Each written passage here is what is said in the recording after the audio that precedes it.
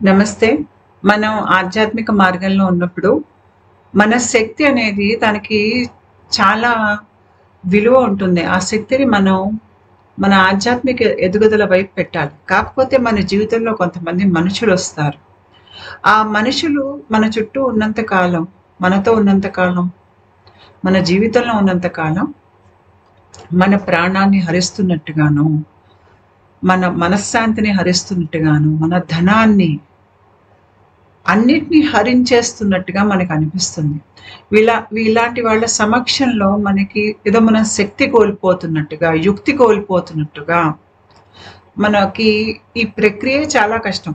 ఈ ప్రక్రియలో ఉన్నప్పుడు మన శరీరం మీద భారం, ఒత్తిడి అనేది శరీరం మీద ఉంటుంది, మనస్సు మీద ఉంటుంది. దానికి తోడు ఇలాగా మనల్ని ఇంకా పీడించి, మన దగ్గర నుంచి మన శక్తిని హరించేవాళ్ళు మన జీవితంలో ఉంటే గనక మనకి ఈ ప్రక్రియ మరీ కష్టమైపోతుంది.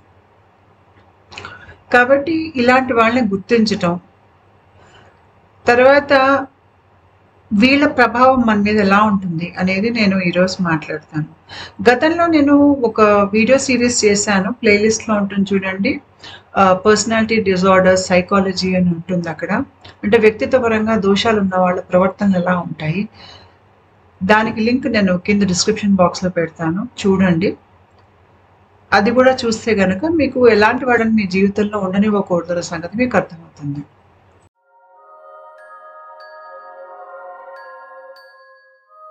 మనకి భూమి మీద రకరకాల మనుషులుంటారు. రూపాలు ఒకటే అయినా, ఒక్కో కుటుంబంలో పుట్టినా కూడాను, వాళ్ళు వాళ్ళ ఆత్మ ఎంతవరకు పరిణతి చెంది ఉన్నది అనే దాన్ని బట్టి వాళ్ళ ప్రవర్తన ఉంటుంది. బాగా ఆత్మ పరిణతి చెంది ఉన్నవారు భూమి యొక్క చైతన్యాన్ని పెంచుతారు. చుట్టూ ఉన్న వాళ్ళకి స్ఫూర్తినిస్తారు, ప్రేరణనిచ్చి, కష్టాల్లో ఉన్న వాళ్ళని లేదంటే జీవితం పతనమైన వాళ్ళని కూడా వాళ్ళని లేపటానికి వాళ్ళ శక్తిని ఉపయోగిస్తారు. అంటే వాళ్ళని వాళ్ళు పైకి లేపుకుంటారు జీవితంలో. వాళ్ళ చుట్టూ వాళ్ళ కుటుంబం గాని, వాళ్ళ బంధువులు గాని, లేదంటే వాళ్ళ ఆ సమాజంలో ఉన్న మనుషులందరినీ పై స్థాయి స్పందనకేసి తీసుకెళ్ళేటువంటి ప్రయత్నం వీళ్ళు ఉన్నంత కాలం చేస్తారు.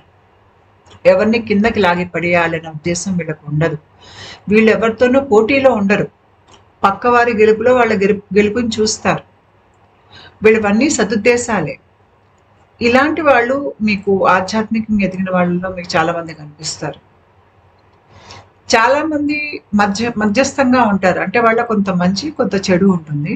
కాకపోతే ఇంకో వైపున మనకి ఎంతసేపటికి ఎదుటి మనిషిని పీడించి, హింసించి, అంటే పాపిష్టి మనుషులు అని అంటాను చూడండి. వీళ్ళల్లో చాలా దురుద్దేశాలు ఉంటాయి. ఎదుటి వాళ్ళని ఎలాగా ఏమార్చాలి, అబద్ధాలు చెప్పటం, వ్యసనాలు ఎక్కువ ఉంటాయి. పక్క వాళ్ళని పీడించి, హింసించి ఆనందపడటం, పక్కవారి చైతన్యాన్ని, అంటే వాళ్ళలో ఏదైనా బాగుందనుకోండి, ఆ బాగుందా అని కూడా నాశనం చేసేద్దామని చూస్తారు. ఆ నాశనం చేసిన ఆనందాన్ని వీళ్ళు పొందుతూ ఉంటారనమాట. అంటే వాళ్ళు వాళ్ళ శక్తిని, వాళ్ళ దృష్టిని దేని మీద పెడతారు అంటే అన్నిటినీ నాశనం చేయటం మీద పెడతారు. ఎందుకంటే నాశనం చేయడం చాలా తేలిక. ఇప్పుడు ఏదైనా మీరు ఒక చక్కగా తోటని పెంచాలనుకోండి, చాలా కష్టపడాలి, మొక్కలు నాటాలి, వాటిని రోజు చూసుకోవాలి, పూలు పూయించాలి, నీళ్లు పోయాలి. చాలా కష్టంతో కూడుకున్నటువంటి పని. ఇది ఏంటి ఆధ్యాత్మికంగా ఎదిగిన వాళ్ళు చేస్తారు. అన్నిటిని పెంపొందిస్తారు మంచి లక్షణాన్ని. అదే ఈ పర్సనాలిటీ డిజార్డర్స్ అంటే వ్యక్తిత్వ పరంగా దోషాలు ఉన్నవాళ్ళు వీళ్ళేం చేస్తారంటే ఇట్లాంటి వనంలోకి వెళ్ళి దాన్ని మొత్తం నాశనం, విధ్వంసం చేసేస్తారు. అది చాలా తేలిక. అది అరగంటలో చేసేసే పని అది. ఆనందపడిపోతారనమాట. నేను ఏదో చేసేసాను, నా శక్తిని నాశనానికి వాడాను అని. ఇలాంటి వాళ్ళు మన జీవితంలో ఉంటారు. అది మన కుటుంబంలో అవ్వచ్చు, స్నేహితుల రూపంలో ఉండొచ్చు, బయట మనం పనిచేసే వాతావరణంలో అయినా కూడా ఉండవచ్చు.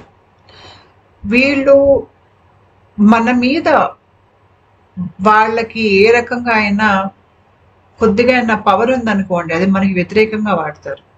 మన కిందకి లాగటానికి, అంటే మనని భయంలోకో, అపరాధ భావంలోకో, సిగ్గులోకో, అవమానించటము, లేదంటే వాడుకోవటము, డబ్బులు తీసుకోవటము, లేదంటే మీ సహాయం తీసుకోవటము, తిరిగి ఏ రూపంలోనూ మీకు మంచి చెయ్యరు. తిరిగి దుర్భాషలాడటము, లేదంటే మహా చేసేసావులే అని మీరు చేసిన సహాయాన్ని చులకన చేసి మాట్లాడటము, లేదంటే 10 మందిలో మీరు చేసిన దాన్ని వాళ్ళు దాంట్లో తప్పులు వెతుకుతో, దోషాలు వెతుకుతో వాళ్ళకి కృతజ్ఞత అనేది ఉండదు.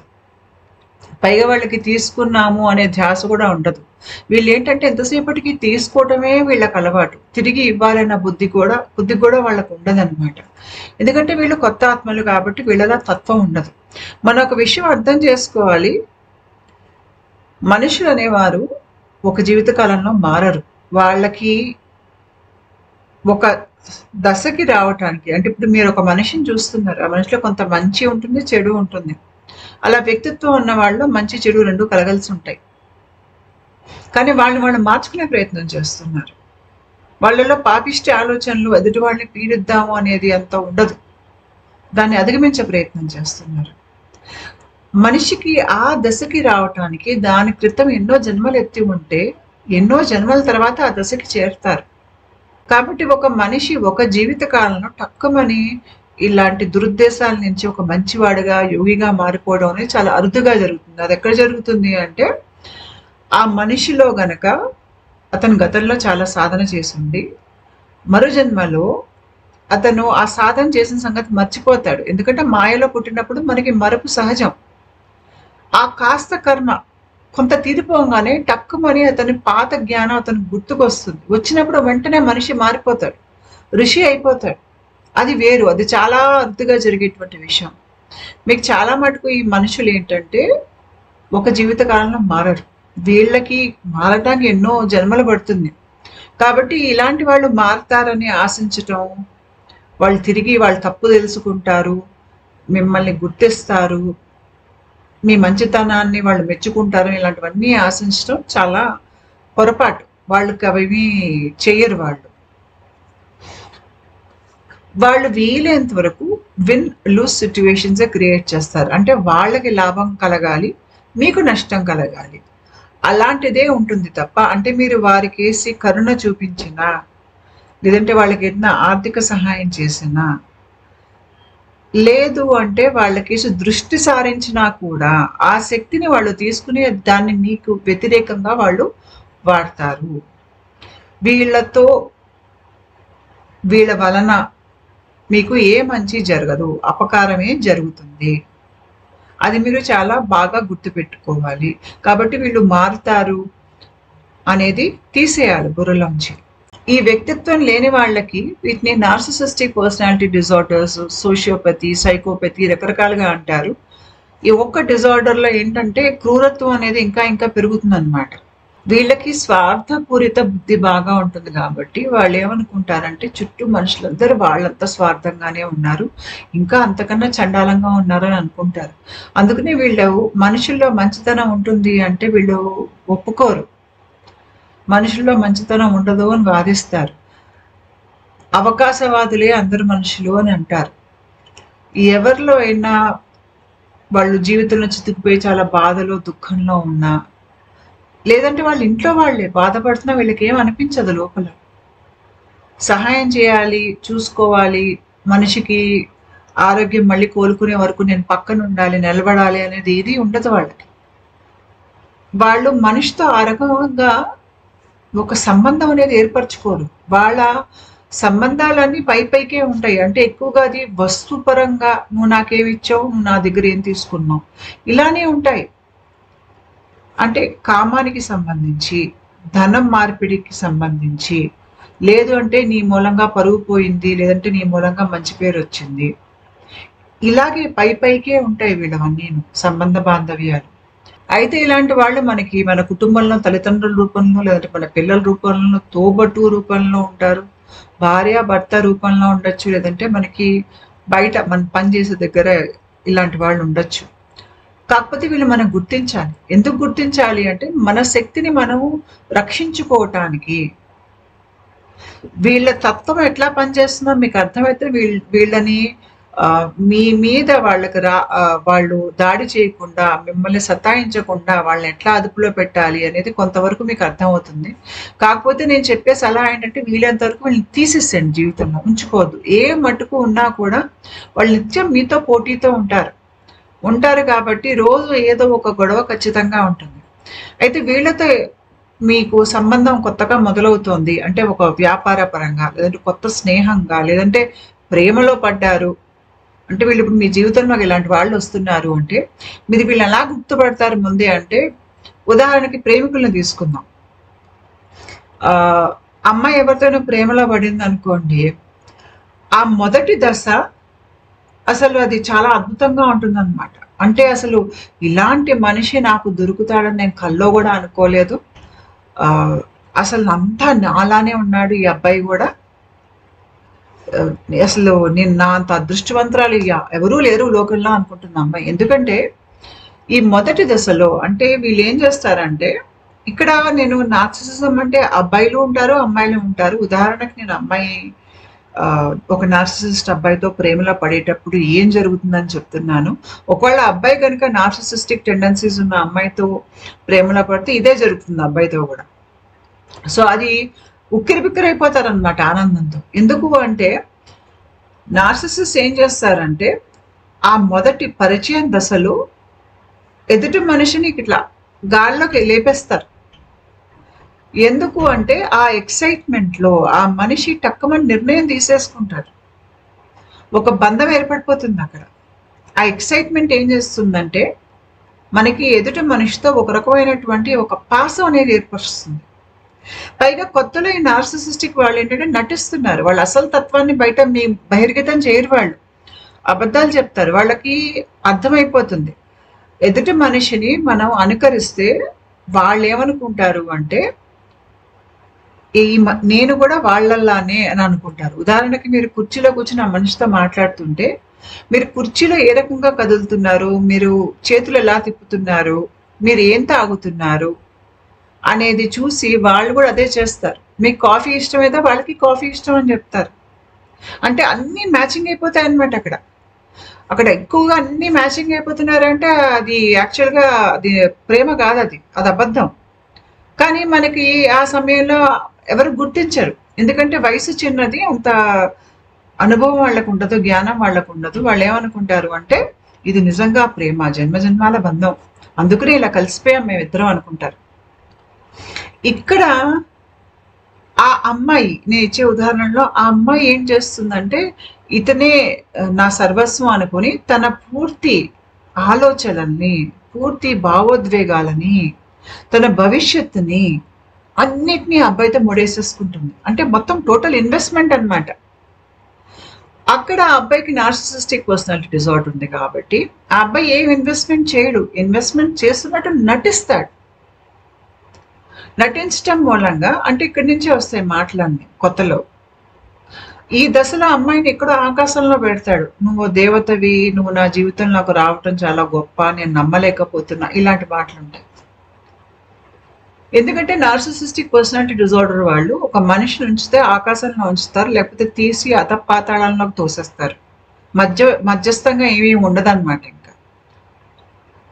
కాబట్టి కొత్తలో మీరు వారి చేతికి అందనంత కాలం మిమ్మల్ని అందలం మీద కూర్చోపెడతారు. అందాక తీసుకెళ్ళి పాతాళంలో పడేస్తారు.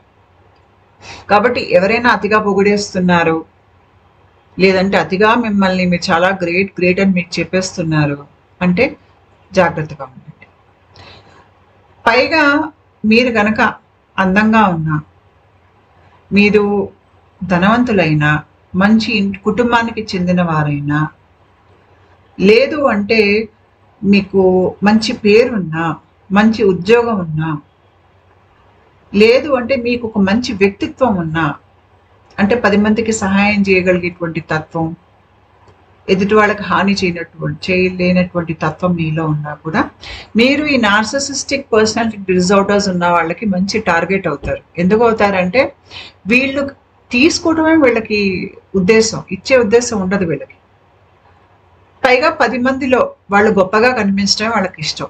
ఒక అందమైన అమ్మాయి ఉందనుకోండి, 10 మందిలో వాళ్ళ గొప్ప పెరిగిపోతుంది. నా భార్య అందగత్తె అని. లేదు అంటే ధనవంతుల కుటుంబంతో వాళ్ళు కలుపుకుంటే, అంటే వాళ్ళ స్థాయికి మించి, ఇప్పుడు మీ స్థాయిలో మీరు పెళ్లి చేసుకుంటే పర్వాలేదు. ఆ అమ్మాయి మామూలుగా అందనంత స్థాయిలో ఉందనుకోండి, ఆ అమ్మాయిని అందుకోవాలంటే అప్పుడు ప్రేమలో పడేసుకుంటే కనుక అడ్డదారిలో ఆ అమ్మాయిని మభ్యపెట్టి పెళ్లి చేసుకుని ఇంకా తర్వాత అమ్మాయిని పీడించడమే ఉంటుంది. మనస్ఫూర్తిగా ప్రేమించే వాళ్ళ గురించి నేను ఇక్కడ మాట్లాడట్లేదు. ఇదేంటంటే షార్ట్ కట్‌లో నేను ధనవంతుడిని అయిపోతాను అని అమ్మాయిని తేలిగ్గా, అమ్మాయి మంచి స్వభావం కాబట్టి పడి నేను నా మాయ మాటలకి పడిపోతుంది కాబట్టి నేను ఆ అమ్మాయిని అలా పడేస్తాను. ఇక్కడ మీకు చాలా ఎమోషనల్ బ్లాక్‌మెయిలింగ్ ఉంటుంది. ఎలా ఉంటుందంటే రక్తంతో ఉత్తరాలు రాయటం. లేదు అంటే మీరు ఎక్కడికైనా వెళ్తున్నారు కాలేజ్‌కి అంటే రోజు గేట్ బయట ఒక ఏడుపు మొహం వేసుకొని నించోవటం. అలా ఏళ్ల తరబడి నించుంటారు వాళ్ళు. ఆ అమ్మాయి ఏమనుకుంటుందంటే రోజు నా కోసం వచ్చి నించుంటున్నాడు. ఎంత ప్రేమ నా మీద అనుకుంటుంది. అది ప్రేమ కాదు. అతను ఇన్వెస్ట్‌మెంట్ చేస్తున్నాడు తన భవిష్యత్తు కోసం. ఆ అమ్మాయిలో ఇన్వెస్ట్ చేయట్లేదు. కానీ ఆ అమ్మాయి అలా అనుకునేటట్టుగా చేస్తాడనమాట. ఇక్కడ ఏంటంటే మీరు ఒక వ్యక్తిత్వం ఉన్న అబ్బాయి, ఒక మంచి అబ్బాయి ఏంటంటే ఆ అమ్మాయి నాకు ఇష్టం లేదు, నువ్వు నా జోలికి రావద్దంటే వెళ్ళిపోతాడు. పక్కకు తప్పుకుంటాడు. ఈ పర్సనాలిటీ డిజార్డర్ ఉన్న వాళ్ళే నేను ఇష్టం లేదని నువ్వు అన్నా కూడా నేను నీ వెనకాలే వస్తాను. నువ్వు ఎక్కడికి వెళ్తే నీ వెంటే వస్తాను అంటే టిపికల్‌గా నార్సిసిస్టిక్ పర్సనాలిటీ డిజార్డర్ ఉన్న వాళ్ళది లక్షణమేది.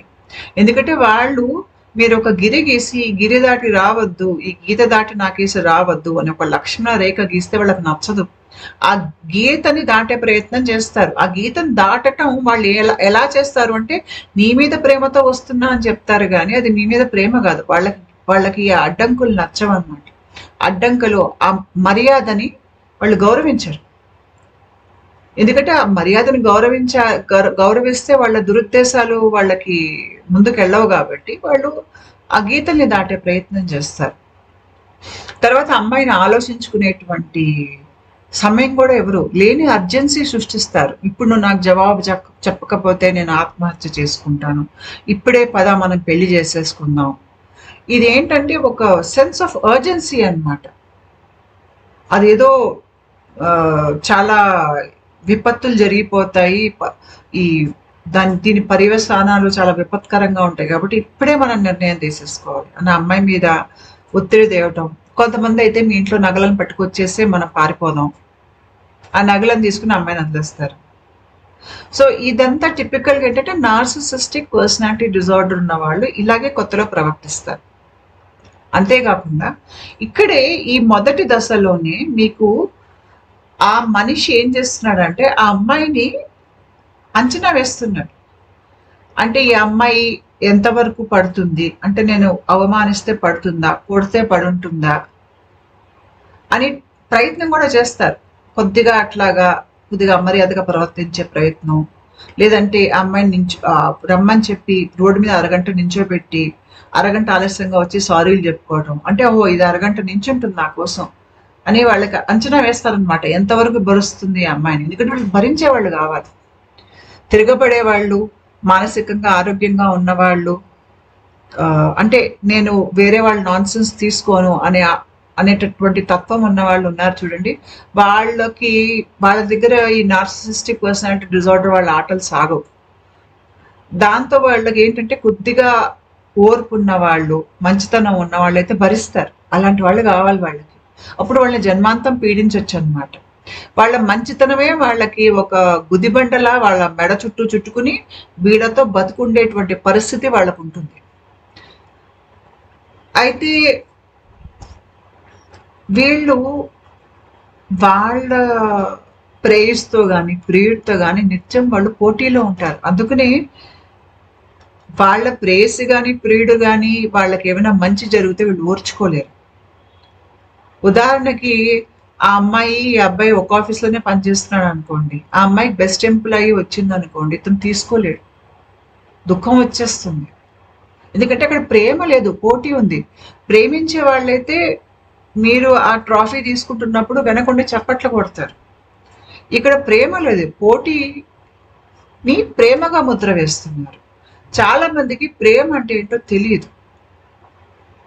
తెలియక తప్పుడు మనుషులతో ప్రేమలో పడి మాయ కమ్మేస్తుంది. ఆ సమయంలో జన్మాంతం బాధపడతారు. విడాకులు తీసుకున్నాక కూడా ఈ మనిషి వాళ్ళని ఎంత క్షోభ పెట్టి ఉంటాడంటే జన్మాంతం ఆ బాధలోంచి బయటపడే ప్రయత్నంలో వాళ్ళ జీవితం గడిచిపోతుంది, మిగతా జీవితం. అయితే మళ్ళీ మొదటి దశకు వద్దాం. అదే కొత్తలో వాళ్ళు ఎట్లా ప్రవర్తిస్తారు అంటే చాలా ఎక్సైట్మెంట్ ఉంటుంది అక్కడ. బహుమతులు వచ్చేస్తాయి, తర్వాత చాలా ప్రశ్నలు ఉంటాయి, మీ మీ పర్సనల్ ఇన్ఫర్మేషన్ అంతా అడిగేస్తారు. ఎందుకు అడుగుతారు అంటే కారణం మీ గురించి తెలిస్తే కదా పూర్తిగా వాళ్ళు మిమ్మల్ని ఆడించగలరు. మీకు ఎంతమంది తెలుసు, కాంటాక్ట్స్ ఏంటి, అంటే మిమ్మల్ని ఎలా వాడుకోవచ్చు, మీ ద్వారా పనులు ఏమైనా జరుగుతాయేమో, ఆర్థికంగా వాళ్ళకి లబ్ధి అనేది వస్తుందేమో. తర్వాత మీకు ముఖ్యంగా నార్సిసిస్టిక్ పర్సనాలిటీ డిజార్డర్ ఉన్న వాళ్ళు ప్రేమలో పడితే వాళ్ళు వెంటనే అమ్మాయిని పక్కలోకి తీసుకొచ్చుకునే ప్రయత్నం చేస్తారు. ఎందుకంటే ఎంత త్వరగా పక్కలోకి వెళ్తే ఇంకా అమ్మాయి అటాచ్ అయిపోతుందని, అటాచ్మెంట్ అయిపోతుంది అక్కడ, ఇంక చచ్చినా వదిలి వెళ్ళదు, నేను ఎంత హింసించినా పడి ఉంటుంది అనేది వాళ్ళ ఉద్దేశం అన్నమాట. పైగా నార్సిసిస్టిక్ పర్సనాలిటీ డిజార్డర్ ఉన్న వాళ్ళు కనుక అబ్బాయిలైతే వాళ్ళు ఆలోచించే విధానం ఎలా ఉంటుందంటే ఆడవాళ్ళు అందరూ ఎవరు మంచివాళ్ళు కాదు, ఆడవాళ్ళు తక్కువ, ఆడవాళ్ళకి కామం ఎక్కువ ఉంటుంది కాబట్టి మనం అదుపులో పెట్టుకోవాలి, వాళ్ళని నిత్యం ప్రశ్నిస్తూ ఉండాలి, వాళ్ళు బయటికి వెళ్ళనివ్వకూడదు, వాళ్ళకి మనం స్వాతంత్రాన్ని ఇవ్వకూడదు. ఇదంతా ఒక నార్సిసిస్టిక్ పర్సనాలిటీ డిజార్డర్ ఉన్న వాళ్ళ ఆలోచనలు ఇలా ఉంటాయి చాలా మటుకు. ఎందుకంటే ఇక్కడ ఏదన్నా కూడా ఎక్కువ తక్కువ ఆలోచిస్తారు వీళ్ళు. అందుకని వీళ్ళల్లో ఏంటంటే వాళ్ళ దేహంలో మాస్కులైన్ అండ్ ఫెమినైన్ ఎనర్జీస్, మన దేహంలో ఎడమవైపు భాగం స్త్రీతత్వం, కుడివైపు భాగం పురుషతత్వం, ఈ రెండింటి మధ్యలో సయోధ్య ఉండదు వాళ్ళల్లో. అది ఇంటగ్రేషన్ లేనప్పుడు ఏమవుతుందంటే, ఏ స్థాయిలో లేనప్పుడు మన ఆలోచన ధోరణిలో తప్పు ఉంటుంది. మనం లోకాన్ని చాలా మంచిగానో లేకపోతే చాలా చెడుగా చూస్తాం, మధ్యస్థంగా మనం చూడలేము. కాబట్టి వీళ్ళది వేరే ఆడవాళ్ళ పట్ల వీళ్ళ దృష్టి సరిగ్గా ఉండదు. ఎందుకు ఉండదు అంటే ఆ అమ్మాయి మంచిది, చాలా పవిత్రమైంది అంటే వీళ్ళ అమ్మాయిని వెళ్ళి హెరాస్ చేయలేరు, ఆ అమ్మాయిని పీడించలేరు, వాళ్ళ కోరికలు తీర్చమని అడగలేరు. ఆ అమ్మాయి చెడ్డది అని అన్నప్పుడే కదా వీళ్ళు ఆ పని చేయగలుగుతారు. సో వీళ్ళ ఆలోచన ముందు అలా ఉంటుందన్నమాట. అంతేకాకుండా ఏ అమ్మాయి అయితే వీళ్ళని తిరస్కరిస్తుందో వాళ్ళు వెళ్ళి 10 మందిలో ఆ అమ్మాయి గురించి చెడు ప్రచారం చేస్తారు. అంటే అది ఖర్చు అనమాట, నన్ను తిరస్కరించింది అని 10 మందిలో చెడు చేసి మాట్లాడాలి అని. ఎంతసేపటికి ఆడవాళ్ళ క్యారెక్టర్ ఇది, ఆడవాళ్ళ క్యారెక్టర్ అది అని మాట్లాడుతూ ఉంటారు.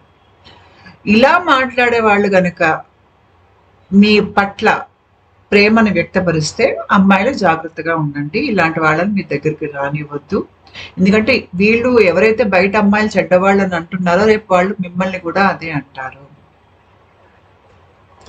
మీరు తిరిగి వాళ్ళని చెడు అని అనండి, వాళ్ళు తీసుకోలేరు, వాళ్ళు ఎప్పుడు మంచివాళ్ళు.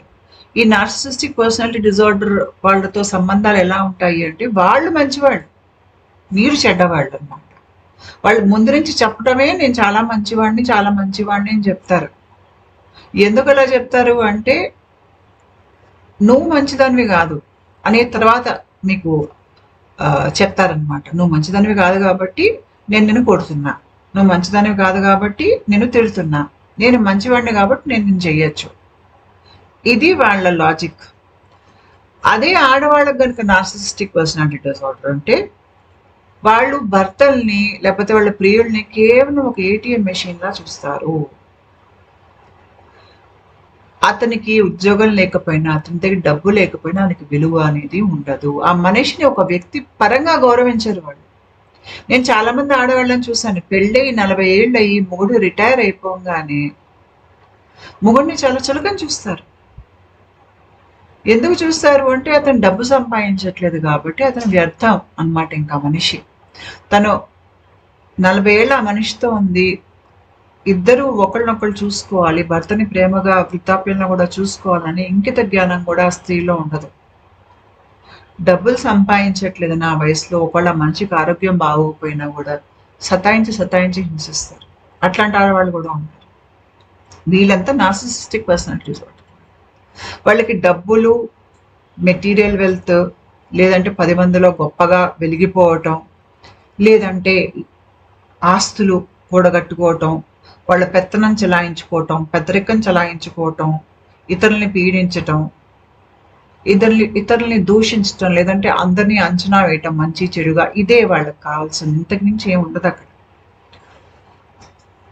అయితే ఈ అటాచ్మెంట్ ఆ అమ్మాయితో అయిపోయాక ఆ అబ్బాయి ఏం చేస్తాడంటే ఆ అమ్మాయి ఇన్ఫర్మేషన్ అంతా లాగటం మొదలు పెడతాడు. గతానికి సంబంధించిన ఇన్ఫర్మేషన్ కూడా అడుగుతాడు. నీ గతంలో ఎవరితోనైనా ప్రేమలో పడ్డావా, ఏమైంది గతంలో, చాలా ఎక్కువగా అడుగుతారు అనమాట. ఎవరైనా మీ గతాన్ని ఎక్కువ తవ్వుతున్నారంటే వాళ్ళకి దురుద్దేశాలు ఉంటేనే చేస్తారు, లేకపోతే మీ గతంతో ఎవరికీ సంబంధం లేదు. వాళ్ళు మీ జీవితంలో అప్పుడు లేరు, లేనప్పుడు అక్కడ ఏం జరిగిందో వాళ్ళకి అనవసరం. ఇప్పుడు చూస్తున్న మనిషితో వాళ్ళ సంబంధం ఏర్పరచుకోవాలి. కానీ వీళ్ళు మొత్తంగా మీ గతాన్ని తవ్వుతారు. ఎందుకు తవ్వుతారు అంటే అక్కడ ఏదైనా దొరికితే మీకు వ్యతిరేకంగా భవిష్యత్తులో వాడటానికి అనమాట. ఒకవేళ అమ్మాయి ఉదాహరణకి నేను గతంలో ఒక అబ్బాయిని ప్రేమించి బ్రేకప్ అయిపోయిందని చెప్పింది అనుకోండి, అంతే. పెళ్ళయ్యే అమ్మాయి ఒక పిల్లాడిని కన్నాక, ఎందుకంటే పిల్లలు కన్నాక ఇంకా ఆడవాళ్ళు ఎక్కువ భరించాల్సి వస్తుంది, పిల్లల కోసం భరిస్తారనమాట. వాళ్ళని ఉద్యోగం అనిపించేస్తారు, పిల్లల్ని కనిపిస్తారు, ఇంట్లో కూర్చోబెడతారు, ఆ తర్వాత సతాయింపు ఎక్కువైపోతుంది. చుట్టాలు వాళ్ళు ఎవరితోనూ సంబంధం పెట్టుకొని ఎవరు అందరితో తెగదంపులు చేయించేస్తారు, గొడవలు పెట్టుకుంటారు అత్తగారు వాళ్ళతో, వాళ్ళు ఇటుకేసి రారు. అంతా చేసి అప్పుడు నువ్వు గతంలో నాకు అప్పుడు చెప్పావు, నువ్వు ఆ అబ్బాయితో తిరిగావు కాబట్టి నువ్వు చెడ్డదానివి, నువ్వు ఇంట్లోంచి బయటకు వెళ్ళడానికి వీలేదు. ప్రతిసారి విషయాన్ని బయటికి తీస్తారు. ఎందుకు? ఆ విషయాన్ని బయటకు తీస్తే అమ్మాయికి పాత గాయాలు బయటకు వస్తాయి, ఆ అమ్మాయి అపరాధ భావంలోకి వెళ్ళిపోతుంది, ఆ అమ్మాయికి ఒక సిగ్గు అనే భావం వస్తుంది, దుఃఖంలోకి వెళ్ళిపోతుంది, ఇంకా అతను అదుపులోకి వస్తుంది. ఇంతే వాళ్ళ ఆలోచన, ఇంకా అంతకన్నా ఏది లేదు. మీ గతం తెలుస్తూనే కదా దాన్ని మీకు వ్యతిరేకంగా రేపు వాడగలుగుతారు. అంతేకాకుండా ఒకవేళ ఈ అమ్మాయి కోపం వచ్చి ఇంట్లోంచి బయటికి వెళ్ళిపోయింది అనుకోండి, నీతో నేను ఉండను, నిన్ను భరించను అని అందనుకోండి, అప్పుడు వెళ్ళి అందరితో చెప్తారనమాట. చుట్టుపక్కల వాళ్ళందరినీ పిలిచి చెప్తారు, పని వాళ్ళతో సహా వాళ్ళకి చెప్తారు. నా పెళ్ళానికి ఒక బాయ్ ఫ్రెండ్ ఉండేది, అతను వదిలేశాడు, ఈ తర్వాత నేను జాలిపడి పెళ్లి చేసుకున్నాను అని. బంధువులతో వీళ్ళ దగ్గర వాళ్ళ దగ్గర అతను చాలా మంచి మనిషి, కానీ పెళ్ళానికి మంచి బుద్ధి లేదు అన్నట్టుగా చాటింపు అందరికీ వేస్తారు. ఇలా మగవాళ్ళు ఏడ్చి చాటింపు వేసినప్పుడు అందరూ నమ్ముతారు మగవాళ్ళని. ఆ అమ్మాయి అక్కడ బాధితురాలన్న సంగతి ఎవరి గ్రహింపుకి రాదది. అంటే ఈ అమ్మాయికి ఏంటంటే తన మాట వినకపోతే లోకంలో 10 మంది ముందు తలెత్తుకోకుండా చేసేస్తాడనమాట అమ్మాయి. అంటే జీవితం నాశనం చేసేస్తారు వీళ్ళు, ఇలాంటి వాళ్ళు. రూమర్స్, లేనిపోని కట్టుకథలు కూడా అల్లి చెప్తారు. ఎవరో ఇంటికి వచ్చారు, మొన్న నాకు సందేహం వచ్చింది, ఈ అమ్మాయి మంచిది కాదని నాకు ముందే తెలుసు, అనవసరంగా పెళ్లి చేసుకున్న, ఇవన్నీ ఉంటాయి. అయితే ఈ అబ్బాయి ఫస్ట్ ఫేజ్కి వస్తామండి. ఫస్ట్ ఫేజ్లోనే వీళ్ళు మీకు చాలా బాధాకరమైనటువంటి కథలు చెప్తారు. అంటే వాళ్ళ జీవితంలో ఏదో బాధ జరిగిపోతుంది అనమాట. మేము చిన్నప్పుడు చాలా కష్టాలు పడ్డాము, లేదంటే అంత క్రితం నా గర్ల్ ఫ్రెండ్ నన్ను చాలా సతాయించింది. ఇప్పుడు మనిషిలో అందరి జీవితంలో ఏదో కష్టం ఉంటుంది, దాన్ని మనం ఒకసారి చెప్పుకుంటాము, అలా ఇలా జరిగింది అని చెప్పటం వేరు, దాని గురించే రోజు మాట్లాడి రోజు ఏడవటం అనేది వేరే విషయం. ఇక్కడ వీళ్ళు అదే విషయాన్ని రోజు చర్చిస్తారు, రోజు ఏడుస్తారు, వాళ్ళ బాధితులు అనుకుంటూ ఉంటారు అనమాట. వాళ్ళ బాధితులు అనుకున్నప్పుడు ఏంటంటే వాళ్ళల్లో బాధితులుగా బతికినందుకు వాళ్ళ కోపం వస్తుంది. ఆ కోపాన్ని మళ్ళీ ఈ మనిషి మీద చూపిస్తారు. అంటే వాళ్ళ కోపం రావడానికి కారణం కావాలి కదా. వీళ్ళు చాలా కట్టుకథలు అల్లుతారు. ఈ కట్టుకథల్లో ఇప్పుడు నేను 2వ దశకు వస్తున్నా. కట్టుకథల్లో వీళ్ళ ఉద్దేశం ఏంటి, ఎందుకు వెళ్ళటం అంటే వీళ్ళ దురుద్దేశాలు సాగాలి, ఎదుటి మనిషిని పీడించిన ఆ మనిషి పడి ఉండాలి, దానికోసం ఎన్నో కథలు అల్లుతారు. లేదంటే ఇంట్లో ప్రశాంతమైన వాతావరణం భగ్నం చేయటానికి. నేను చెప్పాను కదా, వీళ్ళకి పైశాచిక ఆనందం, అన్నిటినీ నాశనం చేసి ఆనందం పొందేటువంటి తత్వం వీళ్ళు. ఎవరైనా ఆనందంగా నవ్వుతూ ఉంటే తీసుకోలేరు, వాళ్ళ నవ్వుని ఆనందాన్ని హరించేసేసి అప్పుడు కానీ వీళ్ళకి మనసుకి వాళ్ళకి చల్లగా ఉండదన్నమాట. ఉదాహరణకి తన భార్యని మీద నిఘా పెట్టి నువ్వు ఎవరికి ఫోన్లో చేస్తున్నావు అని చెప్పి పీడిస్తాడు. ఎందుకు ఇలా చేస్తున్నావు అని పెళ్ళం కనుక తెగదంపులు చేసుకుందాం అని చూస్తే, నన్ను అపార్థం చేసుకోవద్దు, గతంలో ఇలాగే నా స్నేహితుడి పెళ్ళం ఎవరితోనో రోజు మాట్లాడేది, తర్వాత ఒక రోజు లేచిపోయింది, నాకు ఆ భయం ఉంది, నువ్వు కూడా లేచిపోతావేమో అని, అందుకనే నేను నా భయాల్లోంచి ఇవన్నీ చేస్తున్నా, నన్ను అర్థం చేసుకో అని కట్టుకథలు చెప్తారు. ఎందుకు కట్టుకథలు చెప్తారు అంటే ఓ రకంగా వీళ్ళు కండిషనింగ్ ప్రోగ్రామింగ్ చేస్తున్నారు అక్కడ. ఎవరినైతే పీడించదలుచుకున్నారో భవిష్యత్తులో ఒక రకంగా వాళ్ళతో మైండ్ గేమ్స్ ఆడుతున్నారు. అంటే వీళ్ళు పీడించడానికి కూడా ఒక కారణం ఉందన్నమాట. కాబట్టి ఈ అమ్మాయి పీడింపబడ్డా కూడా తిరిగి ప్రశ్నించకూడదు, తిరగబడకూడదు, వదిలేసి వెళ్ళిపోకూడదు, ఎవరికి చెప్పకూడదు. అలా గనుక ఏదైనా ఉంటే వీళ్ళు పీడించలేరు. వీళ్ళు క్రమేపీ ఈ దశలో, రెండో దశలో, పెళ్ళైన కొత్తలో లేదంటే పెళ్లికి ముందు నువ్వు దేవతవి ఇది అదని పొగిడిన వాళ్ళు ఇక్కడి నుంచి నువ్వు అపవిత్రురాలివి, నీ అంత చెత్త మనిషి ఇంకోళ్ళు లేరు, నీకు తెలివి తక్కువతనం ఉంది, దుర్భాషలు ఆడటం, కొట్టటం ఎంతవరకు భరిస్తుందని కూడా చూస్తారు. ఎన్ని దెబ్బలు పెడితే భరిస్తుంది, ఏ దెబ్బకి పుట్టింటికి వెళ్ళిపోతుంది అనేది కూడా చెక్ చేస్తారు. 4 దెబ్బలు వేస్తే పడి ఉంటుంది, 5వ దెబ్బకి పుట్టింటికి వెళ్ళిపోతుంది అంటే 4 దెబ్బలు వేసి వదిలేస్తారు. 5వ దెబ్బ వేరనమాట. తర్వాత మళ్ళీ ఆ అమ్మాయి కనుక వెళ్ళిపోతే క్షమాపణ చెప్పుకోవటం, నేను మారుతా అని చెప్పటం, నీకు నా మీద ప్రేమ ఉందని ప్రేమని గుర్తు చేయటం, అప్పుడు కానుకలు తీసుకెళ్ళటం, మళ్ళీ వెనక్కి తెచ్చుకునే ప్రయత్నం చేయటం, మళ్ళీ వెనక్కి వచ్చాక శరమామలు. ఎందుకంటే వీళ్ళు పోటీలో ఉన్నారు. ఎదుటి మనిషి ప్రాణాన్ని, మానాన్ని, వాళ్ళ మానసిక ప్రశాంతతని, డబ్బుని అన్నిటిని హరించే ప్రయత్నంలో ఉన్నారు.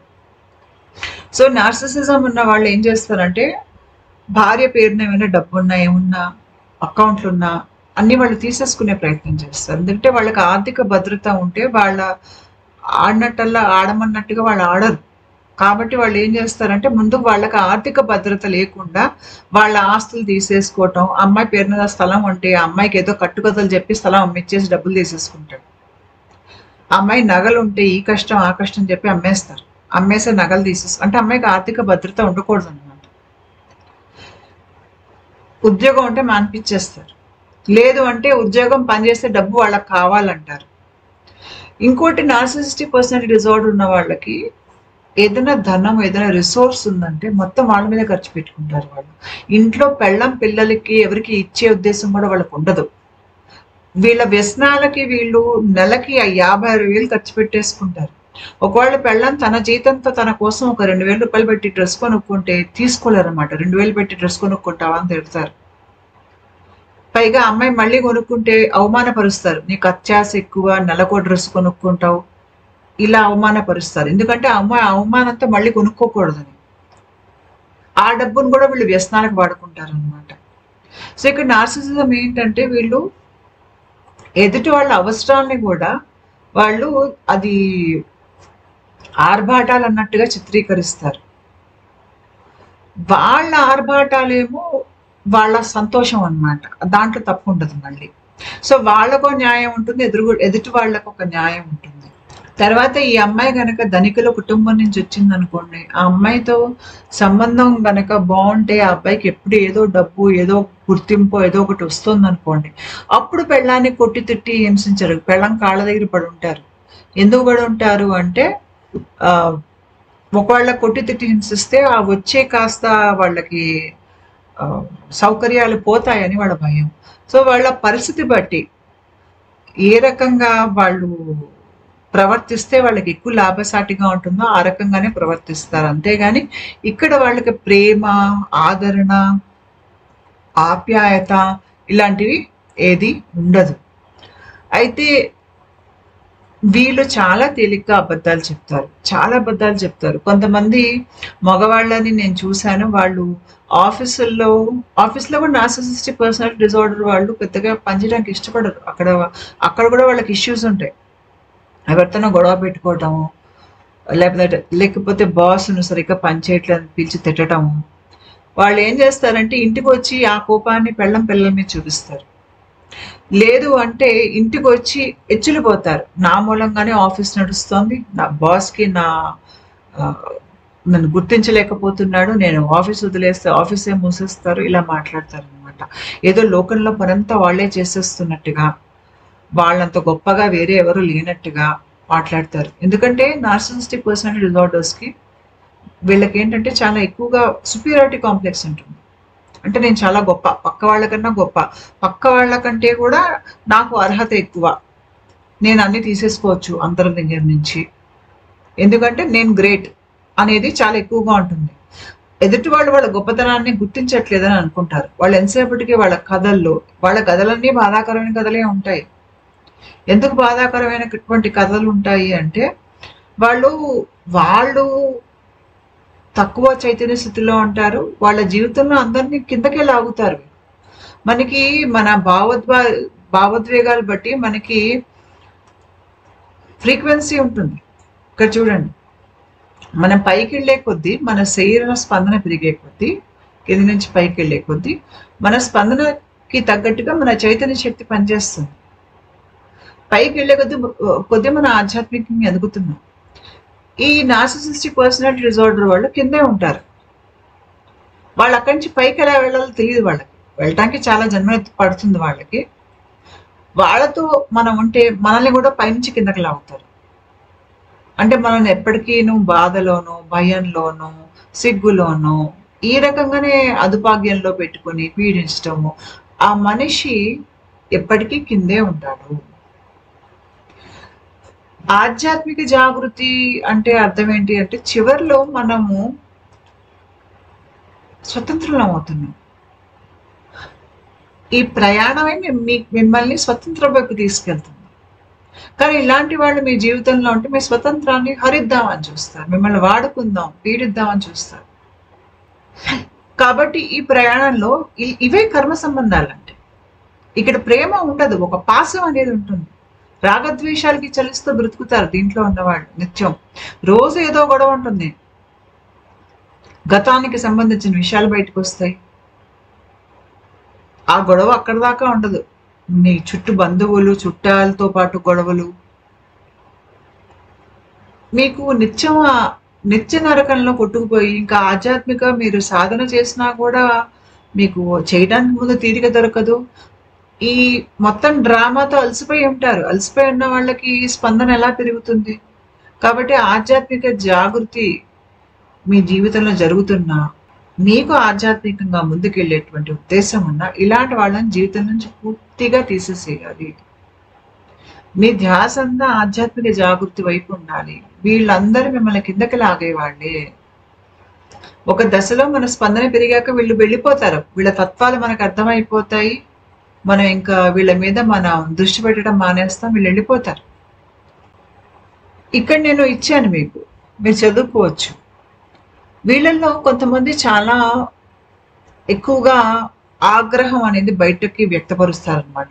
ఊరుకునే కొట్లాట్లకు వెళ్ళిపోవటం, అందరితో గొడవలు పెట్టుకోవటం, తిట్టుకోవటం అనేది రోజు వారీగా వాళ్ళకి జరిగిపోతూ ఉంటుంది.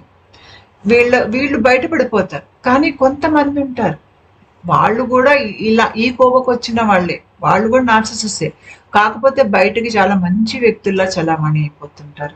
వాళ్ళ గురించి నేను ఇంకో వీడియో చేస్తున్నాను, దానికి లింక్ కింద డిస్క్రిప్షన్ బాక్స్ లో పెడతాను, చూడండి. అలాంటి వాళ్ళని కవర్డ్ నార్సిసిస్ అంటారు. వాళ్ళని గుర్తుపట్టడం ఇంకా కష్టం. అయితే ఈ నార్సిజం ఉన్న వాళ్ళు మారరు. వాళ్ళు ఏంటంటే ఆ క్షణంలో మీకు ఏదో కోపం వచ్చింది వెళ్ళిపోయారు అంటే మిమ్మల్ని వెనక్కి తెచ్చుకోవటానికి ఏవో నాటకాలు ఆడతారే తప్ప మళ్ళీ తిరిగి వాళ్ళ ప్రవర్తనలోకే వెళ్తారు. వాళ్ళకు ఒక న్యాయం, ఎదురుగుండా ఉన్నటువంటి మనిషికి ఒక న్యాయం. వాళ్ళు తప్పు చేసినందుకు ఒక కారణం ఉంటుంది, చాలా బాగా చెప్తారు కారణం ఏంటో. వాళ్ళు చేసేది తప్పు కాదని వాదిస్తారు. కానీ మీరు నించున్నా, కూర్చున్నా, ఊపిరి తీసుకున్నా, ఊపిరి వదిలేసినా కూడా తప్పే అయిపోతుంది. మీరు నిత్యం ఒక మనిషికి సంజాయిషి ఇచ్చుకుంటూ రోజు బ్రతుకుతున్నారు అంటే మీరు ఒక నార్సిసిస్టిక్ పర్సనాలిటీ డిజార్డర్ మనిషితో మీరు ఉన్నారన్న సంగతి మీరు అర్థం చేసుకోవాలి. వాళ్ళు విపరీతంగా ప్రశ్నలు అడుగుతారు. ఎందుకు ప్రశ్నలు అడిగినప్పుడు వాళ్ళు ఏదో వాళ్ళ ఆధిపత్యం మీ మీద వాళ్ళు చూపిస్తున్నారనమాట. అధికారాన్ని, ఆధిపత్యాన్ని మీ మీద ప్రదర్శిస్తున్నారు. అక్కడ నిత్యం ఆ సంబంధం ఆ వరుసని వాళ్ళు నిత్యం వాళ్ళు చెప్తూ ఉంటారు, నేను నీ బాబాయిని రా, నేను నీ బాబాయిని అంటారు. ఎందుకంటే బాబాయ్గా తిట్టచ్చు కాబట్టి. లేదంటే ఆ కోడలుతో అత్త అంటుంది అనమాట, నేను నీ అత్తగారిని. ఎందుకు? అత్తగారిని కాబట్టి నిన్ను తిట్టగలను, నిన్ను తిట్టే హక్కు నాకు ఉందని చెప్తాం. కానీ మళ్ళీ ఆవిడ వెళ్ళి ఆవిడ అత్తగారితో ఆవిడతో సంబంధం తెంచేసుకుని ఉంటారు. అక్కడ మళ్ళీ ఆ సంబంధం ఉండదన్నమాట. ఎందుకంటే ఈవిడ వెళ్ళి అత్తగారిని పీడించలేదు కాబట్టి. సో ఎక్కడైతే మనుషులు వరుసల్ని ఎక్కువగా వాడుతున్నారో మీకు ఆత్మ సంబంధాలకి వరుసలు ఉండవండి. ఆత్మ సంబంధాలకి ఆ భాష కూడా అది ప్రేమ. అది ఎక్కడి నుంచి వస్తుంది? ఆ మనిషితో మీరు ఉన్నప్పుడు మీరు సురక్షితంగా మీకు అనిపిస్తుంది. మీ శరీరం మనసు ఆనందంగా ఉంటాయి. ఒక మనశ్శాంతి లోపల ఉంటుంది. అదే ఆత్మ సంబంధం. కర్మ సంబంధాలన్నీ మనం వరుసలు పెట్టుకోవాలి. ఆ వరుసలు ఎందుకు? హక్కుల కోసం, ఒకళ్ళనొకళ్ళు పీడించుకోవడానికి. అయితే ఈ రెండో దశలో ఎలా ఉంటుందంటే నిత్యం అబ్బాయి అమ్మాయిని అనుమానించటం, లేనిపోనివన్నీ అంటగట్టడం, గతంలో విషయాలు తీసుకొచ్చి ఇప్పుడు ఆ అమ్మాయికి ఆపాదించటం, 10 మందిలో చులకన చేసి మాట్లాడటం, ఆ అమ్మాయి కనీస అవసరాలు తీర్చకపోవటం, నిత్యం ఏదో రకంగా మాట అంటాం. ఏంటంటే ఈ రోజున చూడటానికి బాగాలేదు, పెళ్లికి ముందు ఎంతో అందంగా ఉండేదానివి, ఇప్పుడు ఇలా అయిపోయావు.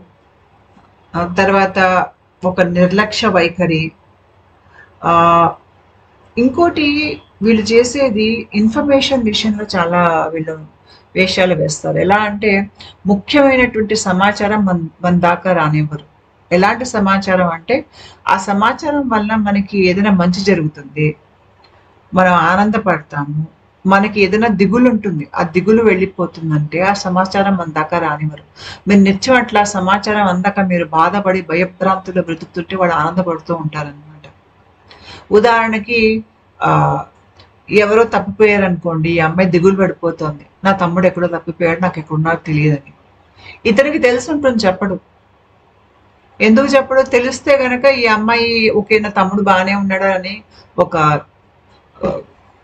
ఒక మనశ్శాంతి అని స్థితికి వస్తుంది కాబట్టి ఇలా బాధపడుతూనే ఉండని అని చెప్పరు. అంత కక్ష ఉంటుంది వాళ్ళకి. తర్వాత కన్ఫ్యూజ్ చేసేస్తారు, తప్పుడు ఇన్ఫర్మేషన్ ఇస్తారు. ఒకవేళ మీరు ఏదైనా సరిగ్గా విన్నా కూడా నువ్వు తప్పు విన్నావని, నీకు బుర్ర లేదు, మతి లేదు, నీకేం తెలియదు, నువ్వేం చేయలేవు, ఇలాంటి మాటలు చెప్పి మనిషిని వాళ్ళ సైకలాజికల్ అటాక్ అంటారు, అవి కూడా చేస్తారు. చేసి నీకేదో దోషం ఉంది, నీకు పిచ్చి పట్టింది, ఇట్లాంటి మాటలు కూడా మాట్లాడతారు. ఒకవేళ అమ్మాయి ఏదైనా జరిగిందని చెప్పింది అనుకోండి, నువ్వంతా ఊహించుకుంటున్నావు, అలా ఏమీ జరగలేదు, నీకు మతిపోయింది, ఏదో పిచ్చి పిచ్చి మాటలు మాట్లాడుతున్నావు. పైగా ఆ అమ్మాయికి చెప్పడమే కాకుండా బంధువులందరికీ చెప్తారు, ఈ అమ్మాయి బుర్ర పాడైపోయిందని, నేను కాబట్టి ఇలాంటి పిచ్చి దాంతో ఉంటున్నాను. ఇవన్నీ ఈ నార్సిసిస్టిక్ పర్సనాలిటీ డిజార్డర్ వాళ్ళు చేస్తారు. ఆ అమ్మాయి కనుక కొద్దిగా తన మీద తనకి నమ్మకం ఏర్పడలేదు అనుకోండి, లేదు అంటే ఆ అమ్మాయికి గతంలో పీడింపబడింది అనుకోండి వాళ్ళ అమ్మా నాన్న దగ్గర, ఆ అమ్మాయికి తిరిగి ఎలా జవాబు చెప్పాలో తెలియదు. ఎందుకంటే ఏ తల్లిదండ్రులు అయితే పిల్లలకి వాళ్ళ సొంత వ్యక్తిత్వం బయటికి వ్యక్తపరచకుండా వాళ్ళని పెంచుతారో, అంటే పిల్లల్ని అదుపాగ్యంలో పెట్టేసేయాలి, నాకు ఎదురు సమాధానం చెప్పకూడదు అని అలాంటి ఒక ధోరణిలో పిల్లల్ని పెంచుతారు. ఈ పిల్లలు రేపు వాళ్ళు నిజంగా బయట లోకంలోకి వెళ్ళి బ్రతకాల్సి వచ్చినప్పుడు తల్లిదండ్రులు వాళ్ళని ఎదురు మాట్లాడనివ్వలేదు కాబట్టి వాళ్ళు అక్కడ ఆ పరిస్థితిలో కూడా ఎదురు మాట్లాడే ధైర్యం వాళ్ళకు ఉండదు. వాళ్ళ కోసం వాళ్ళు నిలబడరు. తల్లిదండ్రులు ఎప్పుడు పిల్లల్ని నిర్భయంగా మాట్లాడేటట్టుగా పెంచాలి. అప్పుడు వాళ్ళలో ఒక మంచి వ్యక్తిత్వం, ఒక మంచి మానసిక ఎదుగుదల, ఇలాంటి వాళ్ళు జీవితంలోకి వస్తున్నారంటే ముందే పసిగట్టి దూరం పెడతారు వాళ్ళు. అంత ధైర్యంతో పెంచాలి తల్లిదండ్రులు పిల్లల్ని. కాకపోతే ఈ రోజులో చాలా మంది తల్లిదండ్రులకి ఇలా చేత కాదు పిల్లల్ని పెంచడం. వాళ్ళని మార్కుల కోసం కొట్టి తిట్టి హింసించడం, ఉద్యోగం అని, ఇమేజ్ బిల్డింగ్ అని ఇదే సరిపోతాం చాలా మందిని నేను చూస్తున్నాను. తర్వాత వీళ్ళు స్వాతంత్రాన్ని హరిస్తారు. ముందు బంధువులతో గొడవ పెట్టేస్తారు, ఇంటికి ఎవరు రానికుండా చేసేస్తారు, అమ్మా నాన్నతో సంబంధం తెంపేసుకో లేకపోతే నేను నీ జీవితంలో ఉండనని చెప్తారు. తర్వాత ఫ్రెండ్స్ని కూడా దగ్గరికి రానివ్వరు. నీ స్నేహితురాలు మంచిది కాదు, కాలేజ్ వాళ్ళు మంచివాళ్ళు కాదు, స్కూల్ వాళ్ళు మంచివాళ్ళు కాదు, నిజం మంచిది కాదు, అందరినీ జీవితం నుంచి తెంపేస్తారు. మొత్తం అందరినీ తెంపేస్తే ఇంకా అమ్మాయి పూర్తిగా వ్యవసరాలై తన దయకి పడి ఉంటుంది కదా, అదన్నమాట. అప్పుడు ఇంకా వీలైనంత వరకు అమ్మాయిని పీడించవచ్చు. సో అన్ని రకాలుగా అదుపాగ్యంలో పెట్టుకునే ప్రయత్నం చేసి ఆ మనిషి నిస్సహాయురాలుగా ఉన్నప్పుడు ఇంకా అమ్మాయి తన మీద ఉన్న ధైర్యాన్ని కోల్పోతుంది, తన మానసిక స్థైర్యాన్ని కోల్పోతుంది. ఆ అమ్మాయి ఊపిరి పీల్చినా కూడా తప్పైపోతుంది అనమాట. ఏ పని జరిగినా తప్పంతా అమ్మాయిదే ఉంటుంది అనమాట. కాబట్టి ఇట్లాంటి వాళ్ళు మనిషిని ఆ స్థితికి తీసుకొచ్చేస్తారు. ఒక ఆరోగ్యకరమైన మనిషిని పెళ్లి చేసుకుని ఆ మనిషిని ఈ స్థితికి తీసుకొచ్చేస్తారు. అక్కడ కూడా అమ్మాయి తప్పే ఉంటుంది, వీళ్ళ తప్పేది ఉండదు అనమాట. ఎప్పుడైతే అమ్మాయి తిరగబడుతుందో, కొట్టే తిడితే పడుండకుండా భరించదో, అప్పుడే ఆ సంబంధం తెగిపోతుంది. ఆ మనిషి విడాకులు కోరుకుంటాడు. ఈ సంబంధాలు ఇవి ఎక్కువ కాలం నిలిచే సంబంధాలు కాదు. మొదటి దశలో ఉన్నటువంటి ఆ ఉత్సాహం కాస్త ఆ మూడో దశకు వచ్చేసరికి అది మొత్తం ఆవిరైపోతుంది. అప్పటికి ఒకళ్ళకి ఇంకోళ్ళ నిజస్వరూపం కనిపిస్తుంది. ఒకళ్ళ అబ్బాయి కనుక నార్సిసిస్ట్ అయితే అమ్మాయికి నిజస్వరూపం కనిపిస్తుంది. ఒకళ్ళ అమ్మాయి కనుక నార్సిసిస్ట్ అయితే అబ్బాయికి అమ్మాయి నిజస్వరూపం కనిపిస్తుంది. ఒకళ్ళు ఇద్దరు నార్సిసిస్ట్ అనుకోండి, ఇద్దరు ఒకళ్ళని ఒకళ్ళు ముంచుకునే ప్రయత్నంతో ప్రేమకు వచ్చారనుకోండి, అప్పుడు ఇద్దరు నార్సిసిస్ట్ ఒక దగ్గర ఉండరు. ఎందుకంటే అలాంటి వాళ్ళని ఇంకోళ్ళని తట్టుకోవడం వాళ్ళకి చాలా కష్టం. వాళ్ళు విడిపోతారు, వీళ్ళని తొందరగా కలిసి ఉండలేరు. ఉండాల్సి వచ్చిన జన్మంతా కొట్టుకుంటూ ఉంటారు. నువ్వంటే నువ్వని పోటీ పడుతూ కొట్టుకుంటూ ఉంటారు. అదే గనక ఒకళ్ళు నార్సిసిస్టిక్ పర్సనాలిటీ డిజార్డర్ అయ్యి వేరే రెండో వాళ్ళు కాదనుకోండి, వాళ్ళు ఏమనుకుంటారు అంటే వాళ్ళకి ఇలాంటి ఒక వ్యక్తిత్వ దోషాలు ఉన్నట్టు వాళ్ళు ఉంటారు సంగతి వాళ్ళకి తెలియదు అనుకోండి. ఎందుకంటే వీళ్ళు స్వతహాగా మంచి మనుషులు కాబట్టి అందరూ వాళ్ళలా మంచి వాళ్ళు ఉంటారు అనే ఒక అపోహల బ్రతుకుతూ ఉంటారు. కాబట్టి వీళ్ళు నార్సిసిస్ట్ కి ఒక లడ్డు దొరికినట్టు దొరుకుతారు.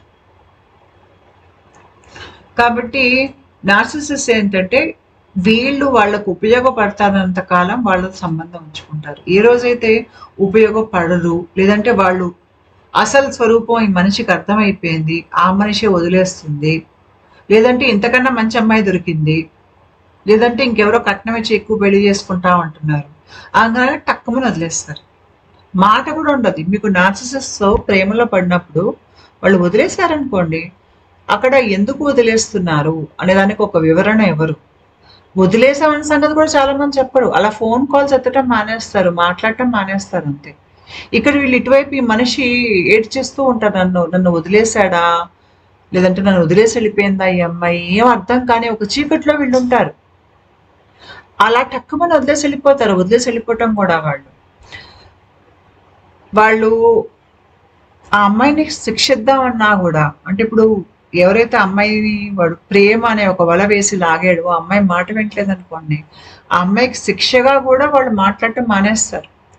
చాలా కాలం మాట్లాడటం మానేసి మళ్ళీ టక్కుమని వస్తారన్నమాట 2 నెలల తర్వాత. ఏంటి అంటే ఈ అమ్మాయికి అప్పటికి ఈ మనిషిని పోగొట్టేసుకున్న దుఃఖంలో చాలా ఏడ్చేస్తుంది, ఇప్పుడు ఎలా చెప్తే అలా వింటుంది, ఏం మార్చడానికి కూడా అలా చేస్తారు వాళ్ళు. కాకపోతే ఇంతకన్నా మంచి అమ్మాయి దొరికింది అనుకోండి, టక్కుమని వదిలేస్తారు. ఉదాహరణకి ఒక అమ్మాయితో ప్రేమలో పడ్డాడు, ఆ అమ్మాయి 7 తర్వాత లావెక్కింది అనుకోండి, ఇంకా అంతకన్నా నాజూకైన అమ్మాయి ఇంకొంత కనిపించింది అనుకోండి, ఈ అమ్మాయిని వదిలేస్తారు. ఆ అమ్మాయికి తెలియని కూడా తెలియదు. ఈ అమ్మాయి పాపం అప్పటికి చాలా ప్రేమలో పడిపోయా అనుకుని ఈ అమ్మాయి చాలా ఇన్వెస్ట్మెంట్ చేసేస్తుంది, కానీ వాళ్ళు ఇన్వెస్ట్ చేయట్లేదు. నార్సిసిస్టిక్ పర్సనాలిటీ డిజార్డర్ ఉన్న వాళ్ళు ఇన్వెస్ట్మెంట్ చేయట్లేదు, అది వాళ్ళకు ఆట. మనల్ని మభ్య పెడతారు అంతే. వాళ్ళలో నిజాయితీ ఉండదు, నిజంగా ప్రేమించే తత్వం వాళ్ళకు ఉండదు. ప్రేమ అంటే ఏంటో కూడా వాళ్ళకి తెలియదు, నటిస్తారు. అది మనం గ్రహించాలి. లేదు అంటే ఈ అమ్మాయికి అబ్బాయి సంగతి అర్థమైపోయింది అనుకోండి, అంటే ఇది ఎలాంటి సంబంధము అంటే ఈ అబ్బాయి ఎంతసేపటికి నన్ను వాడుకోవటం, లేదంటే నా దగ్గరున్న నా డబ్బును వాడుకోవటం, లేదు అంటే నా కాంటాక్ట్స్ని వాడుకోవటం, లేదంటే నన్ను దుర్భాషలు ఆడటం, నన్ను తిట్టాలి కొట్టాలి అని చూడటం, ఇదే ఈ అబ్బాయిది ప్రవర్తించే విధానం. నేను భరించలేని ఈ అబ్బాయిని అని చెప్పి అమ్మాయి వదిలేసుకుందాం అనుకుంది అనుకోండి, వాళ్ళు అప్పుడు వచ్చి క్షమాపణ చెప్పుకుంటారు. రావద్దంటే కూడా వెంటబడి వస్తారు, 10 మందిలో అరుచుకుంటూ. అంటే 10 మందికి తెలిసిపోతే మీరు మళ్ళీ సిగ్గుపడి వెనక్కి వస్తారు కదా. చాలా ఎక్కువగా ప్రమాణాలు చేసేస్తూ నా దగ్గరికి వచ్చేసే అని చెప్పి, నేను ఇలా చూసుకుంటా అలా చూసుకుంటా, నేను మారిపోయాను, ఇప్పుడు మునుపటి మనిషిని కాను అని ఇవన్నీ ఉంటాయి. లేదంటే భయం పెట్టడము, మభ్య పెట్టడము, అందరికీ తెలిసిపోయింది ఇప్పుడు నన్ను వదిలేస్తే నేను ఎవరు పెళ్లి చేసుకుంటారు, భయపెట్టడం, లేదు అంటే గతం తాలూకు ఉత్తరాలు నా దగ్గర ఉన్నాయి, నువ్వు నా మాట వినకపోతే నేను అందరికీ చూపిస్తాను. బ్లాక్మెయిలింగ్. ఇలా రకరకాలుగా అమ్మాయిని వెనక్కి తెచ్చుకునే ప్రయత్నం చేస్తారు. లేదంటే ఆ అమ్మాయి అపరాధ భావానికి తేలిగ్గా గురవుతుందంటే, నన్ను వదిలేసావు, నా చావుకు కారణం నువ్వే, నేను ఉత్తరం రాసి మరి చచ్చిపోతాను. ఇదంతా ఎమోషనల్ బ్లాక్మెయిలింగ్, అమ్మాయిని వెనక్కి తెచ్చుకోవడానికి. ఎందుకంటే మీకు నార్సిసిస్టిక్ పర్సన్ డిజార్డర్ వాళ్ళని వాళ్ళంతటి వాళ్ళు మిమ్మల్ని వదిలేసి వెళ్ళిపోతే వేరే సంగతి, కానీ మీకు వాళ్ళని వదిలించుకోవడం చాలా కష్టమైపోతుంది. దేవతలట పిలిస్తే కూడా రాట, దయ్యాలు కొడితే కూడా పోవుట. వీళ్ళు దయ్యాలు లాంటి వాళ్ళు, కొడితే కూడా పోరు. ఎందుకంటే వాళ్ళకి ఏదో మీ నుంచి ప్రయోజనం ఉంది. ఆ ప్రయోజనం లేకపోతే వెళ్ళిపోతారు, అలా వదిలేసి వెళ్ళిపోతారు. ఇంకోటి నార్సిసిస్టిక్ పర్సనాలిటీ డిజార్డర్ వాళ్ళకి ఏంటంటే విపరీతంగా వాళ్ళల్లో అవమాన భారం, సిగ్గు 10 మందిలో అనేది చాలా ఎక్కువగా ఉంటుంది. అంటే వీళ్ళు ఎంతసేపటికి వాళ్ళ జీవితాంతం 10 మందిలో ఇమేజ్ బిల్డింగ్ చేసుకోవడానికి వాళ్ళు బ్రతుకుతారు. అంటే ఇంట్లో ఒక ముఖం, బయట ఒక ముఖం అన్నమాట. బయట అందరి మధ్యలో చాలా మంచి వాళ్ళ చలామణి అయిపోతూ ఉంటారు, పెద్ద పెద్ద మాటలు చెప్తారు, ఇంటికి వచ్చేసరికి పెళ్ళాన్ని పీడిస్తూ ఉంటారు. ఆ ముఖం ఇంట్లో పెళ్ళానికి చూపించారు. ఒకవేళ నార్సిసిస్టిక్ పర్సనాలిటీ డిజార్డర్ ఉన్న వాళ్ళు కనుక మీరు వాళ్ళతో ప్రేమలో పడితే వాళ్ళు మీతో నవ్వరు. పెళ్లికి ముందు ఒకసారి నవ్వుతారు మీతో, మిమ్మల్ని బొట్టలో వేసుకోవటానికి. ఆ తర్వాత పెళ్ళైపోయాక మీకు మాడమొహమే కనిపిస్తుంది, కోపం చికాకు మొహమే నిత్యం మీ ముందుంటుంది. వాళ్ళకి మీదో అవసరం ఉంటే కూడా, అంటే మీరు వాళ్ళ మీద మీకు కోపం ఉంది, మీరు వదిలేసి వెళ్ళిపోతారు అంటే మిమ్మల్ని వెనక్కి తెచ్చుకోవటానికి అప్పుడు ఒక నవ్వు కనిపిస్తుంది మీకు. లేకపోతే అసలు నవ్వను కూడా నవ్వరు. ఎందుకంటే ఆ నవ్వు కూడా మీకు ఆనందాన్ని ఇస్తుంది కాబట్టి వాళ్ళు నవ్వరు అనమాట. వాళ్ళు ఎప్పుడు అట్లాగా చికాకు మొహం, కోప మొహం పెట్టుకుని అలా ఉంటే మీరు అలా భయపడుతూ ఉంటారు అనేది వాళ్ళ ఉద్దేశం. వాళ్ళకి అర్థం కాదు, ప్రేమ అనేది అర్థం కాదు. మనిషి ప్రేమగా మనం ప్రేమ విప్పి నిన్ను మనసారా ప్రేమిస్తున్నా అంటే కూడా వాళ్ళకి అది అర్థం కాదు. వాళ్ళకి భయం అనుకుంటారు. వాళ్ళకి మనిషిలో మంచితనం ఉంటుందనే సంగతి వాళ్ళకి తెలియదు, ఎందుకంటే వాళ్ళల్లో లేదు కాబట్టి. వాళ్ళు మంచితనాన్ని భయం, పెరిగితనం అనుకుంటారు, దాన్ని గౌరవించరు. ఎప్పుడైతే మీరు వాళ్ళతో ఖచ్చితంగా మాట్లాడతారో, అంటే సంబంధ బాంధవ్యాలను పక్కకు పెట్టి నువ్వు ఎవరైనా సరే ఇట్లాగే ఉండాలి, గీత దాటి వస్తూ ఊరుకునేది లేదు అని ఖచ్చితంగా మీరు మాట్లాడతారు. ఏ అమ్మాయి దగ్గర అయితే ఇట్లాంటి ఆటలు సాగవు, కానీ అమ్మాయితో పెళ్ళో కలిసి ఉండాలో అక్కడ వాళ్ళు ఒద్దికతో ఉంటారు, భయపడి ఉంటారు. లేకపోతే వాళ్ళు అలా ఉండరు అనమాట. వీళ్ళకి మీరు చాలా సార్లు వీళ్ళని చూసారంటే, వీళ్ళ మాట చెల్లకపోతే గట్టిగా అరిచి గొడవ చేస్తారు. దీన్ని నార్సిసిస్టిక్ రేజ్ అని అంటారు. అంటే వాళ్ళకి ఏంటంటే నేను అనుకున్నది అయిపోవాలి, అంటే సెన్స్ ఆఫ్ ఎంటైటిల్మెంట్. అంటే నాకు అన్ని మంచివి నాకు జరిగిపోవాలి, నాకు అర్హత లేకపోయినా కూడా అర్హత తెచ్చుకుంటారనమాట. తెచ్చుకుని నాకెందుకు అది కాలేదు, అతనికే ఎందుకు అయ్యింది, నాకెందుకు అది జరగలేదు, నాకు ఆ మంచి విషయం.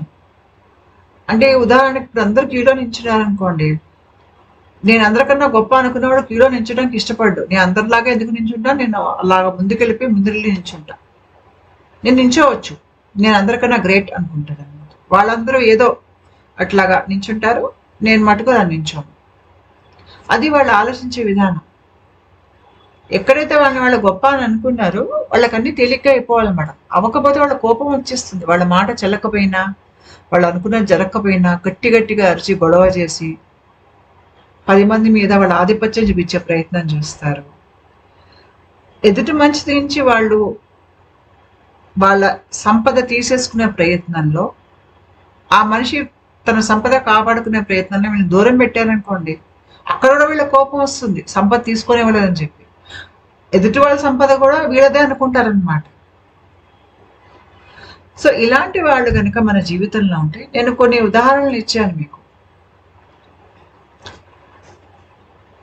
ఒక మనిషితో అలాగా అమ్మాయి చాలా ఏళ్ళు గడిపింది అనుకోండి, ఆఖరికి అక్కడ ప్రేమ లేదు, ఆ సంబంధం కూడా అది కర్మ సంబంధం, దాంట్లో నిజాయితీ లేదు, నిత్య నరకం జీవితం అయిపోయి అమ్మాయి వదిలేద్దాం అనుకుంది అనుకోండి. ఇక్కడ ఆ మనిషికి ఇప్పుడు భర్త అసలు స్వరూపం కనిపిస్తుంది. ఇంకా నేను భరించలేను వెళ్ళిపోతాను అనుకుంది అనుకోండి, ఆ సంబంధం తెగిపోయేటప్పుడు కూడా వీలైనంత డ్యామేజ్ చేసేస్తారు ఆ అమ్మాయిని, ఆ అబ్బాయి. అంటే అమ్మాయి ఇంకా భవిష్యత్తులో కూడా సరిగ్గా బతకకుండా అన్ని రకాలుగా ఆ అమ్మాయిని నాశనం చేసే ప్రయత్నం చేస్తాడు. అంటే అది అంత ఖర్చు అనమాట. అంటే ఆ సమయానికి ఏమవుతుందంటే ఆ అమ్మాయికి ఆరోగ్యం పాడైపోతుంది ఈ గొడవల వలన. ఆ అమ్మాయికి చాలా మానసిక సమస్యలు అనేవి వచ్చేస్తాయి. చేతిలో డబ్బు ఉండదు. తర్వాత ఇంట్లో వాళ్ళతో సంబంధాలు తెగిపోయి ఉంటాయి. చుట్టూ అందరితోనూ సంబంధ బాంధవ్యాలు తెగిపోయి ఉంటాయి. ఈ మనిషి వీళ్ళందరికీ చెడు ప్రచారం చేసినందుకు ఆ అమ్మాయి ముఖం ఎవరు చూడరు. ఆ అమ్మాయిని పని మానిపించేశాడు కాబట్టి పని ఉండదు. ఆ అమ్మాయి చేతిలో డబ్బు ఉండదు.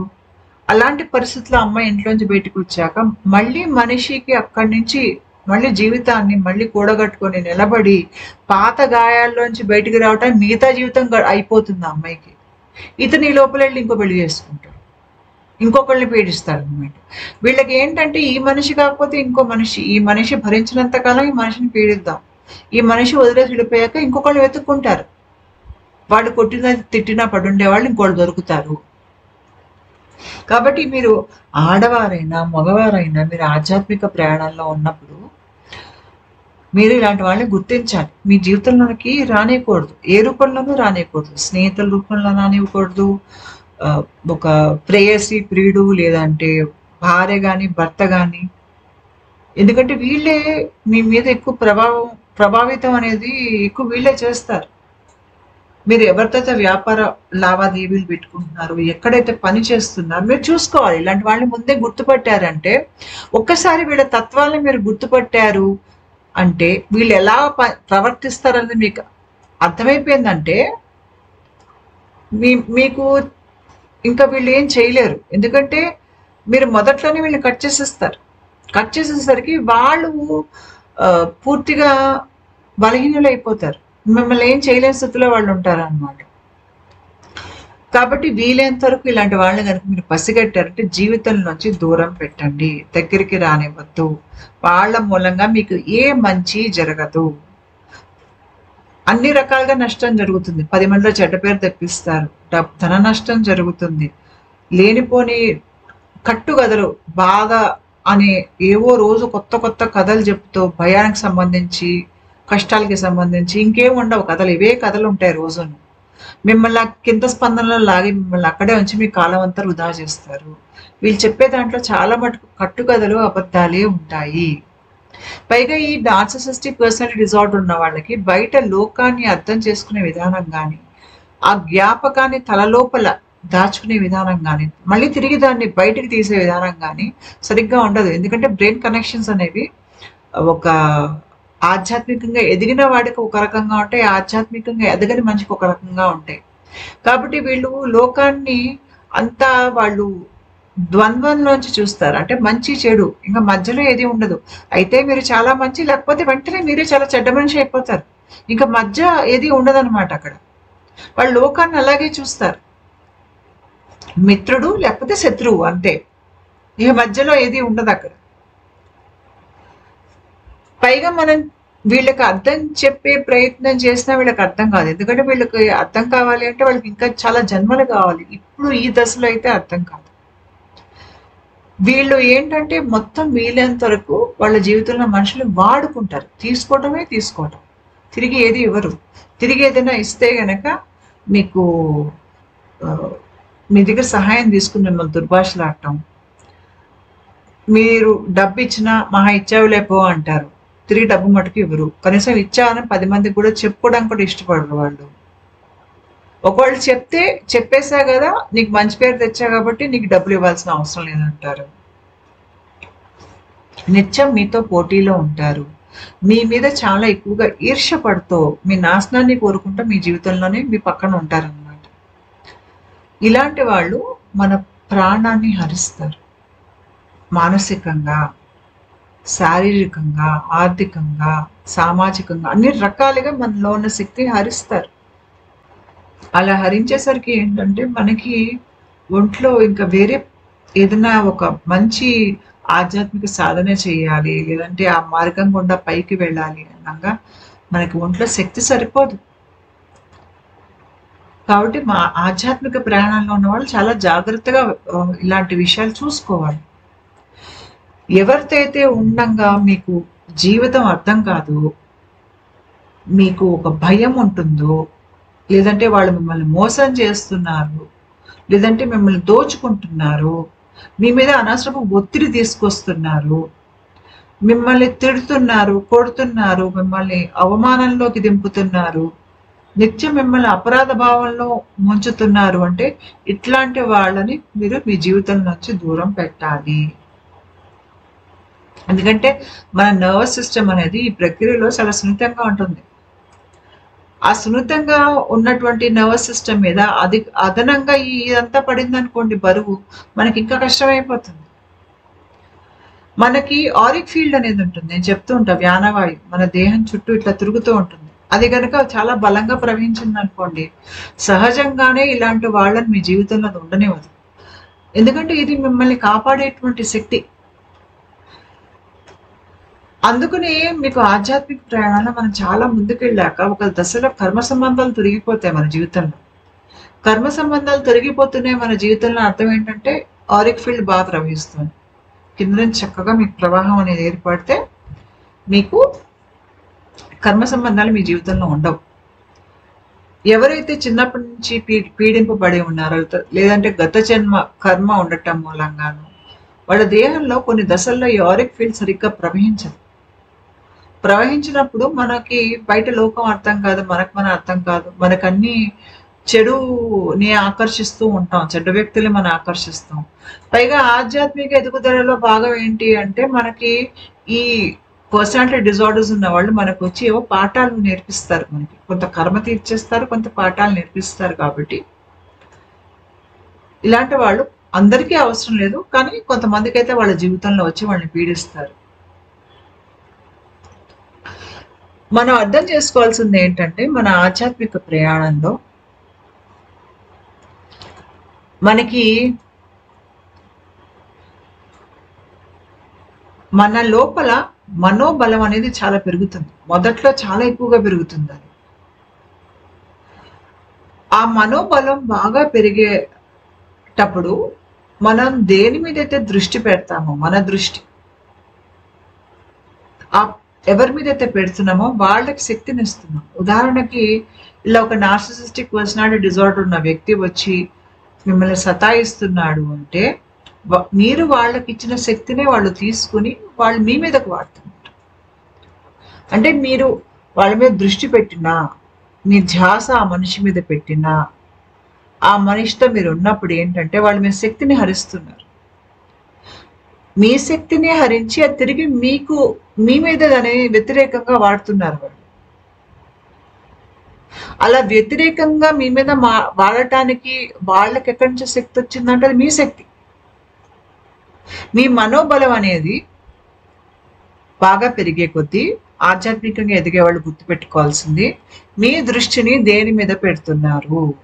మంచి మీద పెడుతున్నారా, చెడు మీద పెడుతున్నారా? ఇక్కడ మంచి చెడు అంటే మీ జీవితంలో మిమ్మల్ని ఆధ్యాత్మిక పదంలోకి తీసుకెళ్లే వైపు పెడుతున్నారా, లేదంటే దానికి పక్కదారికి వెళ్ళిపోయేటట్టు పెట్టుకుంటున్నారా అనేది మీరు చూడాలి. మీ జీవితంలో మనుషులు ఎవరు, మీరు ఉండే పరిస్థితి ఏంటి అని చూసుకోవాలి. వీళ్ళకి మీరు మీ ధ్యాస ఇవ్వలేదనుకోండి, వాళ్ళు బలహీనులు అయిపోతారు. నేను మళ్ళీ నా ఉదాహరణకు వస్తాను. అబ్బాయి అమ్మాయిని ఏమార్చి ప్రేమలో పడేద్దాం అనుకున్నాడు. రోజు కాలేజ్ బయట నించున్నాడు, 3 ఏళ్ళు నించున్నాడు. ఆ అమ్మాయి అటుకేసి చూడలేదనుకోండి, అసలు ధ్యాస అనేది అబ్బాయికి ఇవ్వలేదనుకోండి, అబ్బాయి బలహీనుడు అయిపోతాడు. 3 ఏళ్ళు నుంచి వెళ్ళిపోవాల్సి వస్తుంది. ఆ అమ్మాయి ఇంకెక్కడికో వెళ్ళిపోతుంది, ఈ అబ్బాయితో అమ్మాయికి సంబంధం ఏర్పడుతుంది. ఇక్కడ నేను అమ్మాయిని ఉదాహరణ ఇచ్చాను, అది అబ్బాయి కూడా ఇవ్వచ్చు. కాబట్టి మీరు అర్థం చేసుకోవాల్సింది ఏంటి అంటే, ఎక్కడైతే మీరు ధ్యాస పెడతారో, ఇటువైపు అయితే మీరు చూస్తారు, మీ శక్తి అటు వెళ్తోంది. ఆ శక్తి ఆ మనిషి తీసుకుని ఆ మనిషి బలవంతుడు అవుతున్నాడు. ఎంత బలవంతుడు అవుతున్నాడు అంటే మిమ్మల్ని పీడించి ఎంత బలవంతుడు అవుతున్నాడు. ఆ మనిషికి ఆ బలాన్ని మీరే ఇస్తున్నారు. ఎప్పుడైతే మీరు ఆ మనిషి నుంచి ధ్యాస తీసేస్తారో దృష్టి కూడా పెట్టరు. అసలు ఆ మనిషి లేనట్టుగా మీరు ఉంటారు. ఆ మనిషి కొంత ఎగురుతాడు అటెన్షన్ తీసుకోవడానికి, అప్పటికి రాలేదనుకోండి ఆటోమేటిక్గా వెళ్ళిపోతారు మీ జీవితం నుంచి. లేదు అంటే మీ చుట్టూ ఉన్న వాతావరణం వచ్చి ఆ మనిషిని తిడుతుంది. లేదంటే పరిస్థితులు ఎట్లా ఏర్పడతాయి అంటే మనిషి మీ జీవితం నుంచి వెళ్ళిపోయేటట్టు ఏర్పడతాయి. సో ఆధ్యాత్మికంగా ఎదిగే వాళ్ళకి ఇది చాలా ముఖ్యమైనటువంటి విషయం. ఇది నేను నా అనుభవం నుంచి తెలుసుకున్న విషయం. ఎక్కడైతే దృష్టి పెడితే అది మన జీవితంలో పెరుగుతుంది, మన దృష్టికి ఆ విలువ ఉంటుంది, మన ధ్యాసకి ఆ విలువ ఉంటుంది అనే సంగతి నాకు నా ఆధ్యాత్మిక ప్రయాణంలో అర్థమైంది. ఒక రకంగా మీరు ఒక మనిషికి మీ చూపుని అటుకేసి చూడకుండా, ధ్యాస పెట్టకుండా ఉంటే ఆ మనిషికి మనం ఆ పవర్ కార్డ్లోంచి ప్లగ్ బయటికి లాగేసినట్టు అయిపోతుంది అనమాట. బలహీనలు అయిపోతారు వాళ్ళు. ఎందుకంటే వాళ్ళ సొంత బలం వాళ్ళకి లేదు. మీరు మీ సొంత బలంలో, మీ సొంత నిజంలో మీరు నించుని ఉన్నారు. వాళ్ళకి అది లేదు. ఆ సపోర్ట్ వాళ్ళకి లేదు కాబట్టి వాళ్ళు మీ నుంచి వాళ్ళు బలాన్ని లాక్కుంటున్నారు. అది ఆ విషయం మీరు గ్రహించాలి. ఈ నార్సిసిస్టిక్ పర్సనాలిటీ డిజార్డర్ ఉన్న వాళ్ళని ముందే గ్రహించి దూరం పెట్టాలి. ఎందుకంటే వీళ్ళది అన్ని రకాలుగా ఎదుటి మనిషిని కిందకి లాగే ప్రయత్నమే తప్ప ఎదుటి మనిషికి పైకి తీసుకెళ్ళాలి. ఈ మనిషికి ఒంట్లో బాగాలేదు, నేను దగ్గరుండి చూసుకుంటాను, ఈ మనిషికి పాపం చాలా చితికిపోయి ఉన్నాడు, నేను పైకి లేపుతాను, ఇలాంటిది ఏది ఉండదు అక్కడ వాళ్ళకి. వీళ్ళు ఎక్కువగా వస్తువులు, నీకెంత పెద్ద కారు ఉంది, నాకు ఇంకా ఇంకా పెద్ద కారు ఉంది, అంతా పోటీ అన్నమాట. ఆ ఇమేజ్ బిల్డింగ్ లో బ్రతికేస్తూ ఉంటారు. అందరూ వాళ్ళని గొప్పగా అనుకోవాలి, ఎందుకంటే వాళ్ళు చాలా గొప్ప కాబట్టి. మళ్ళీ వాళ్ళకి ఆ గొప్ప అనేది డాంబికమే, లోపలంతా ఖాళీనే. వాళ్ళ గొప్పతనం ఏంటంటే వాళ్ళ అందరి నుంచో లేదంటే వాళ్ళ డబ్బు నుంచో వస్తుంది. ఉదాహరణకి మీరు కొంతమందిని చూసుంటారు మగవారిని, వాళ్ళకి 50-60 ఏళ్ళు వచ్చినా కూడా వాళ్ళు ఏదో చాలా గ్రేట్ అనుకుని నా చుట్టూ ఇప్పటికి అమ్మాయిలు వస్తారు, పిలిస్తే చిన్న అమ్మాయిలు కూడా వస్తారు నా దగ్గరికి అని చెప్తూ ఉంటారు. అంటే వాళ్ళు మొత్తం జీవితంలో వాళ్ళ విలువ ఏంటి అంటే సెక్షువాలిటీ. అంతకు మించి వాళ్ళు ఏమి ఇచ్చేది లేదు తర్వాత తరానికి. సో సెక్షువాలిటీ అనేది వాళ్ళకి ఒక గ్రేట్నెస్ గా అనిపిస్తుంది అన్నమాట. అలా ఎవరైనా బ్రతికారు 50-60 ఏళ్ల వయసులో అలా మాట్లాడుతున్నారు అంటే వాళ్ళ లోపల డొల్ల ఖాళీగా ఉన్నారు సంగతి మీరు గ్రహించాలి. ఆడవాళ్ళల్లో కూడా 50-60 ఏళ్ళు వచ్చిన పద్ధతులు అని ఏదో పెద్ద పెద్దగా మాట్లాడటం, ఇంట్లో చిన్నవాళ్ళని, కోడల్ని, కొడుకుని, కూతుర్ని, అల్లుడిని అదుపులో పెట్టుకునే ప్రయత్నాలు, అందరి జీవితాల్లో కలగజేసుకునేటువంటి ప్రయత్నాలు ఇలా బ్రతుకుతున్నారనుకోండి, వాళ్ళలో జ్ఞానం లేదన్న సంగతి మనం అర్థం చేసుకోవాలి. వీళ్ళ తర్వాత తరాలకు కూడా ఇచ్చేది ఏం లేదు అక్కడ. వాళ్ళు అంటే జ్ఞాన రూపంలో ఇచ్చేది ఏమీ లేదు. వాళ్ళకి అక్కడ పాసమే ఉంటుంది. వాళ్ళు చిన్నవాళ్ళని కూడా వాడుకుని వాళ్ళ గొప్పలు పెంచుకునే ప్రయత్నంలో ఉంటారు. ఇంట్లో కొడుకు కోళ్ళు వాళ్ళ అదుపాగ్యంలో ఉండాలన్నమాట. వాళ్ళంతటా వాళ్ళ సినిమాకి వెళ్తే కూడా వాళ్ళు ఓర్చుకోలేని స్థితిలో ఉంటారు. ఇలాంటి వాళ్ళు, వీళ్ళంతా నార్సిసిస్టిక్ పర్సనాలిటీ డిజార్డర్ ఉన్న వాళ్ళే. వీళ్ళల్లో ఒక బేసిక్ ఎథిక్స్ అంటారు చూడండి, అంటే ఒక నిజాయితీ అనేది అసలు ఎక్కడా ఉండదు. అబద్ధాలు ఆడతారు, ఏం మార్చేస్తారు, ఇంట్లోనే తంపులు పెట్టేస్తారు. ఇంట్లో కొడుకు కూతురు, అన్న చెల్లెళ్ళు, అన్న తమ్ముళ్ళ మధ్యలో తల్లే గొడవ పెట్టేసేస్తుంది, చిచ్చు పెట్టేస్తుంది. మనసులు విరక్కొట్టేస్తారు ఒకరి మీద ఒకరికి ప్రేమ లేకుండా. ఇలాంటి పనులు చాలా మంది ఆడవాళ్ళు ఇళ్ళలో చేస్తారు పెద్దయ్యాక. దాంతో ఏంటంటే ఇంట్లో ఉన్న ఇద్దరు అన్నదమ్ములు కానీ, అక్క చెల్లెలు కానీ, అన్న చెల్లెలు కానీ ఒకరితో ఒకరు మాట్లాడుకోరు జీవితాంతం. తర్వాత పిల్లలు ఏదైనా మంచి పని సాధిస్తే మొత్తం వీళ్ళే క్రెడిట్ తీసుకుంటారు. ఒకవేళ పిల్లలు కనుక ఫెయిల్ అయ్యారనుకోండి, మొత్తం అంతా తప్పు పిల్లలదే అనమాట. అప్పుడు మటుకు పిల్లల మీదే తప్పు రుద్దేసి పిల్లల్ని 10 మంది నిల్చోబెట్టి తిట్టేస్తూ ఉంటారు. ఎంతసేపటికి పక్క వాళ్ళతో పోటీ. ప్రేమని పంచరు. ప్రేమని వాళ్ళకి ప్రేమ ఉండదు. వీలైనంత వరకు ప్రేమని పంచకుండా ప్రేమని వాళ్ళ దగ్గరే ఉంచుకున్నట్టుగా, ప్రేమ లేనట్టుగా చేస్తూ ఉంటారన్నమాట. నేను కొంతమంది తల్లుల్ని చూస్తాను. అసలు పిల్లలని దగ్గర తీసుకోవటం గాని, తల్లిగా నేను నీకు ఉన్నాను అని, ఆ తల్లి ప్రేమని పంచేటువంటి తత్వం ఆ తల్లిలో ఉండదు. ఆ ప్రేమించడానికి కూడా చాలా నిబంధనలుంటాయి. నువ్వు ఇలా చేస్తేనే ప్రేమిస్తాను, అలా చేస్తే నిన్ను ప్రేమించను. నువ్వు నా చెప్పిన మాట వినాలి. అక్కడ కూడా ప్రేమ ఉండదు ఆ పిల్లకి. జన్మాంతం పిల్ల ఏదో రోజు ఆశిస్తుంది. నా తల్లి నన్ను దగ్గర తీసుకొని, నన్ను కౌగిలించుకుంటున్న జన్మాంతం ఆ కొడుకు చూస్తాడు. చేయదా అమ్మాయి. ఈవిడేంటంటే నేను దగ్గర తీసుకొని కౌగిలించుకుంటే వీడికి నా మీద భయం పోతుంది. ఇక్కడ భయం ఉండాలి, ప్రేమ కాదు. కాబట్టి వాళ్ళ కన్న పిల్లల్ని ఆదరించరు. ఇవన్నీ కర్మ సంబంధాలే. నిత్యం మీరు చెడ్డవాళ్ళని వాళ్ళు చెప్తారు. వాళ్ళు మంచివాళ్ళు, మీరు చెడ్డవాళ్ళు. ఏదైనా ఇన్ఫర్మేషన్ ఉన్నాక మీకు వ్యతిరేకంగా వాడుతూ ఉంటారు అది. ఒకవేళ మీరు కోపం వచ్చి మాట్లాడడం మానేస్తే అప్పుడు ఏదో బహుమతులు పట్టుకుని వస్తారనమాట. అదంతా క్విక్ ఫిక్స్. లేదంటే గోకుమని మిమ్మల్ని బయటికి ఒక చోటుకి తీసుకెళ్ళిపోవటం, మీకు కాసేపు మీకు ఆనందం అనేటువంటి ఒక మైకం కమ్ముతుంది. ఓహో మళ్ళీ పాత రోజులు తిరిగి వచ్చేసాయి, మళ్ళీ నా మీద ప్రేమ చిగురించింది అని అనుకుంటుంది ఈ అమ్మాయి భర్త అలా బయటికి తీసుకెళ్తే. అది ఆ పూటకైన సంగతి అమ్మాయికి అర్థం కాదు. మళ్ళీ ఇంటికి వచ్చాక మళ్ళీ శరామామలు. వీళ్ళని కనుక మీరు దగ్గరగా గమనించారంటే వీళ్ళు జంతువులతో కూడా ప్రేమగా ఉంటారు. వాళ్ళకన్నా తక్కువ స్థాయిలో ఉన్న వాళ్ళతో మర్యాదగా మాట్లాడరు. వాళ్ళ విషయాలు ఏవి మీకు చెప్పరు. మీకు ఈ బాధాకరమైనటువంటి కథలన్నీ చెప్తారే తప్ప సంతోష పెట్టేది, మీరు ప్రశాంతంగా ఆనందంగా ఉండేటట్టుగా వాళ్ళు ఏమీ చేయరు. అలా ఉంటే వాళ్ళకి ఏంటంటే వాళ్ళకి మీ మీద అదుపు పోయినట్టుగా వాళ్ళకి బాధ వచ్చేస్తుంది అనమాట. వాళ్ళ శ్రమని, వాళ్ళ కాలాన్ని ఎదుటి మనిషిని పీడించడంలోనే వాళ్ళు పెడతారు. ఎదుటి మనిషికి జీవితం తేలిక చేయటంలో పెట్టరు. కాబట్టి ఇక్కడ మీరు చూసుకోవాల్సింది ఏంటంటే మీరు ఒక మనిషితో ఉన్నప్పుడు మీకు ఎలా అనిపిస్తుంది. ఆ మనిషితో ఉన్నప్పుడు మీ మీద మీకు నమ్మకం ఉందా, మీరు సురక్షితంగా ఉన్నారన్న భావన మీలో ఉందా,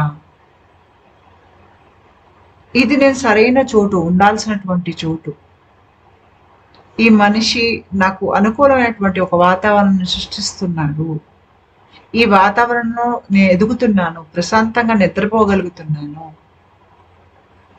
అలాంటి వాతావరణం మీకు మీ భార్య కానీ మీ భర్త కానీ మీకు ఇవ్వగలిగి ఉండాలి. దానికి భిన్నంగా నిత్యం నరకంలాగా లేని విషయాల్ని ఆ మనిషికి ఆపాదించి ఆ అమ్మాయిని లేకపోతే ఆ అబ్బాయిని ఏదో రకంగా నిందించటం, రోజు నిత్యం గొడవలు పెట్టుకోవటం, వ్యసనాలని ఉండటం, ఇంటికి కావాల్సినవి ఏదైతే మనకి ఖర్చులు ఉన్నాయో దానికి డబ్బు లేకుండా వ్యసనాల మీద ఖర్చు పెట్టేయటం, ఇట్లాంటి ధోరణి ఉందనుకోండి, ఇలాంటి సంబంధం మీకు మంచి సంబంధం కాదు. ఇవి కర్మ సంబంధాలు. మీరు ఒకటి అర్థం చేసుకోవాల్సింది, ఏదైతే మన జీవితం ఉందో అది మన లోపల నుంచే వస్తుంది.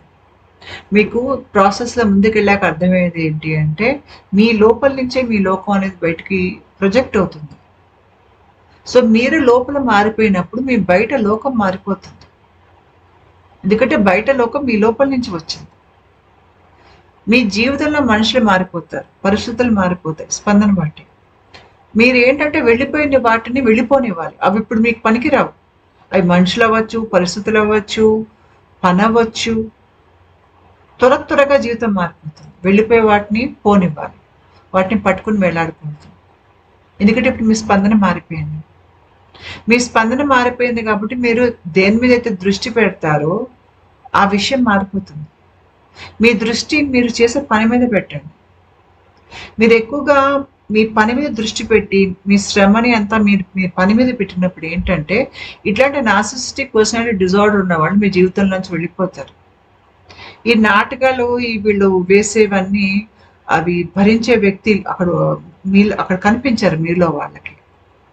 అంతేకాకుండా మీరు చాలా బలంగా మీ చుట్టూ ఒక గిరి గీసుకుని, అంటే అనారోగ్య మనుషులు నా జీవితంలోకి రాకూడదు అనే ఒక బలంగా మీరు నిర్ణయం తీసుకుని వాళ్ళు ముందే గుర్తుపట్టి వాళ్ళని దూరం పెట్టారనుకోండి, ఇంకా వాళ్ళ ఆటలు సాగవు. వాళ్ళు బలహీనులైపోతారు. మీ శక్తిని మీరు కాపాడుకోవాలి. వీళ్ళని ఎన్ని రకాలుగా గుర్తుపట్టచ్చు అనేది నేను ఆల్రెడీ వీడియోస్ చేస్తున్నా. మీరు ఆ వీడియోస్ చూసినా కూడా ఆ ప్లేలిస్ట్ నేను డిస్క్రిప్షన్ కింద పెడతా, చూడండి. మీరు వీళ్ళని త్వరగా గుర్తుపడతారు. మీకు జీవితం ఎక్కువ అర్థమవుతుంది వెళ్ళిపోతే మీ జీవితం నుంచి. మీకు వీళ్ళు ఉన్నంత కాలం జీవితం అర్థం కాదు, అయోమయంగా ఉంటుంది. ఎందుకంటే ఆ కన్ఫ్యూజన్ వాళ్ళే సృష్టిస్తారు. వాళ్ళు వెళ్ళిపోయారనుకోండి, అన్నీ వెళ్ళిపోతాయి వాళ్ళతో పాటు. వాళ్ళు తెచ్చిన ఆ గొడవలన్నీ వాళ్ళతోనే వెళ్ళిపోతాయి జీవితం నుంచి బయటికి. మళ్ళీ మీరు ఒక ప్రశాంత స్థితికి వస్తారు. కాబట్టి మీరు ఎవరినైతే మీ జీవితంలోకి రాణిస్తున్నారో వాళ్ళు మీతో పోటీ ఉండకూడదు. మీతో పోటీ ఉన్నవాళ్ళు ఎప్పుడు మీ మంచిని కోరుకోరు, మీ పతనాన్నే కోరుకుంటారు. లేదంటే మిమ్మల్ని వాడుకుందామని చూస్తారు, లేదంటే పీడిద్దామని చూస్తారు. ఇలాంటి వాళ్ళని మీరు గుర్తుపట్టి, అందుకనే కొద్దిగా సైకాలజీ మీద పుస్తకాలు చదవటం కూడా చాలా మంచిది. వాళ్ళని గుర్తుపట్టి మీ జీవితం నుంచి బయట పెట్టేశారు అంటే తర్వాత మీ ప్రాణాన్ని హరించే వాళ్ళు మీ జీవితంలో ఉండరు. కాబట్టి మీరు చాలా త్వరగా ఆధ్యాత్మికంగా ఎదుగుతారు. ఉంటానండి. నమస్కారం.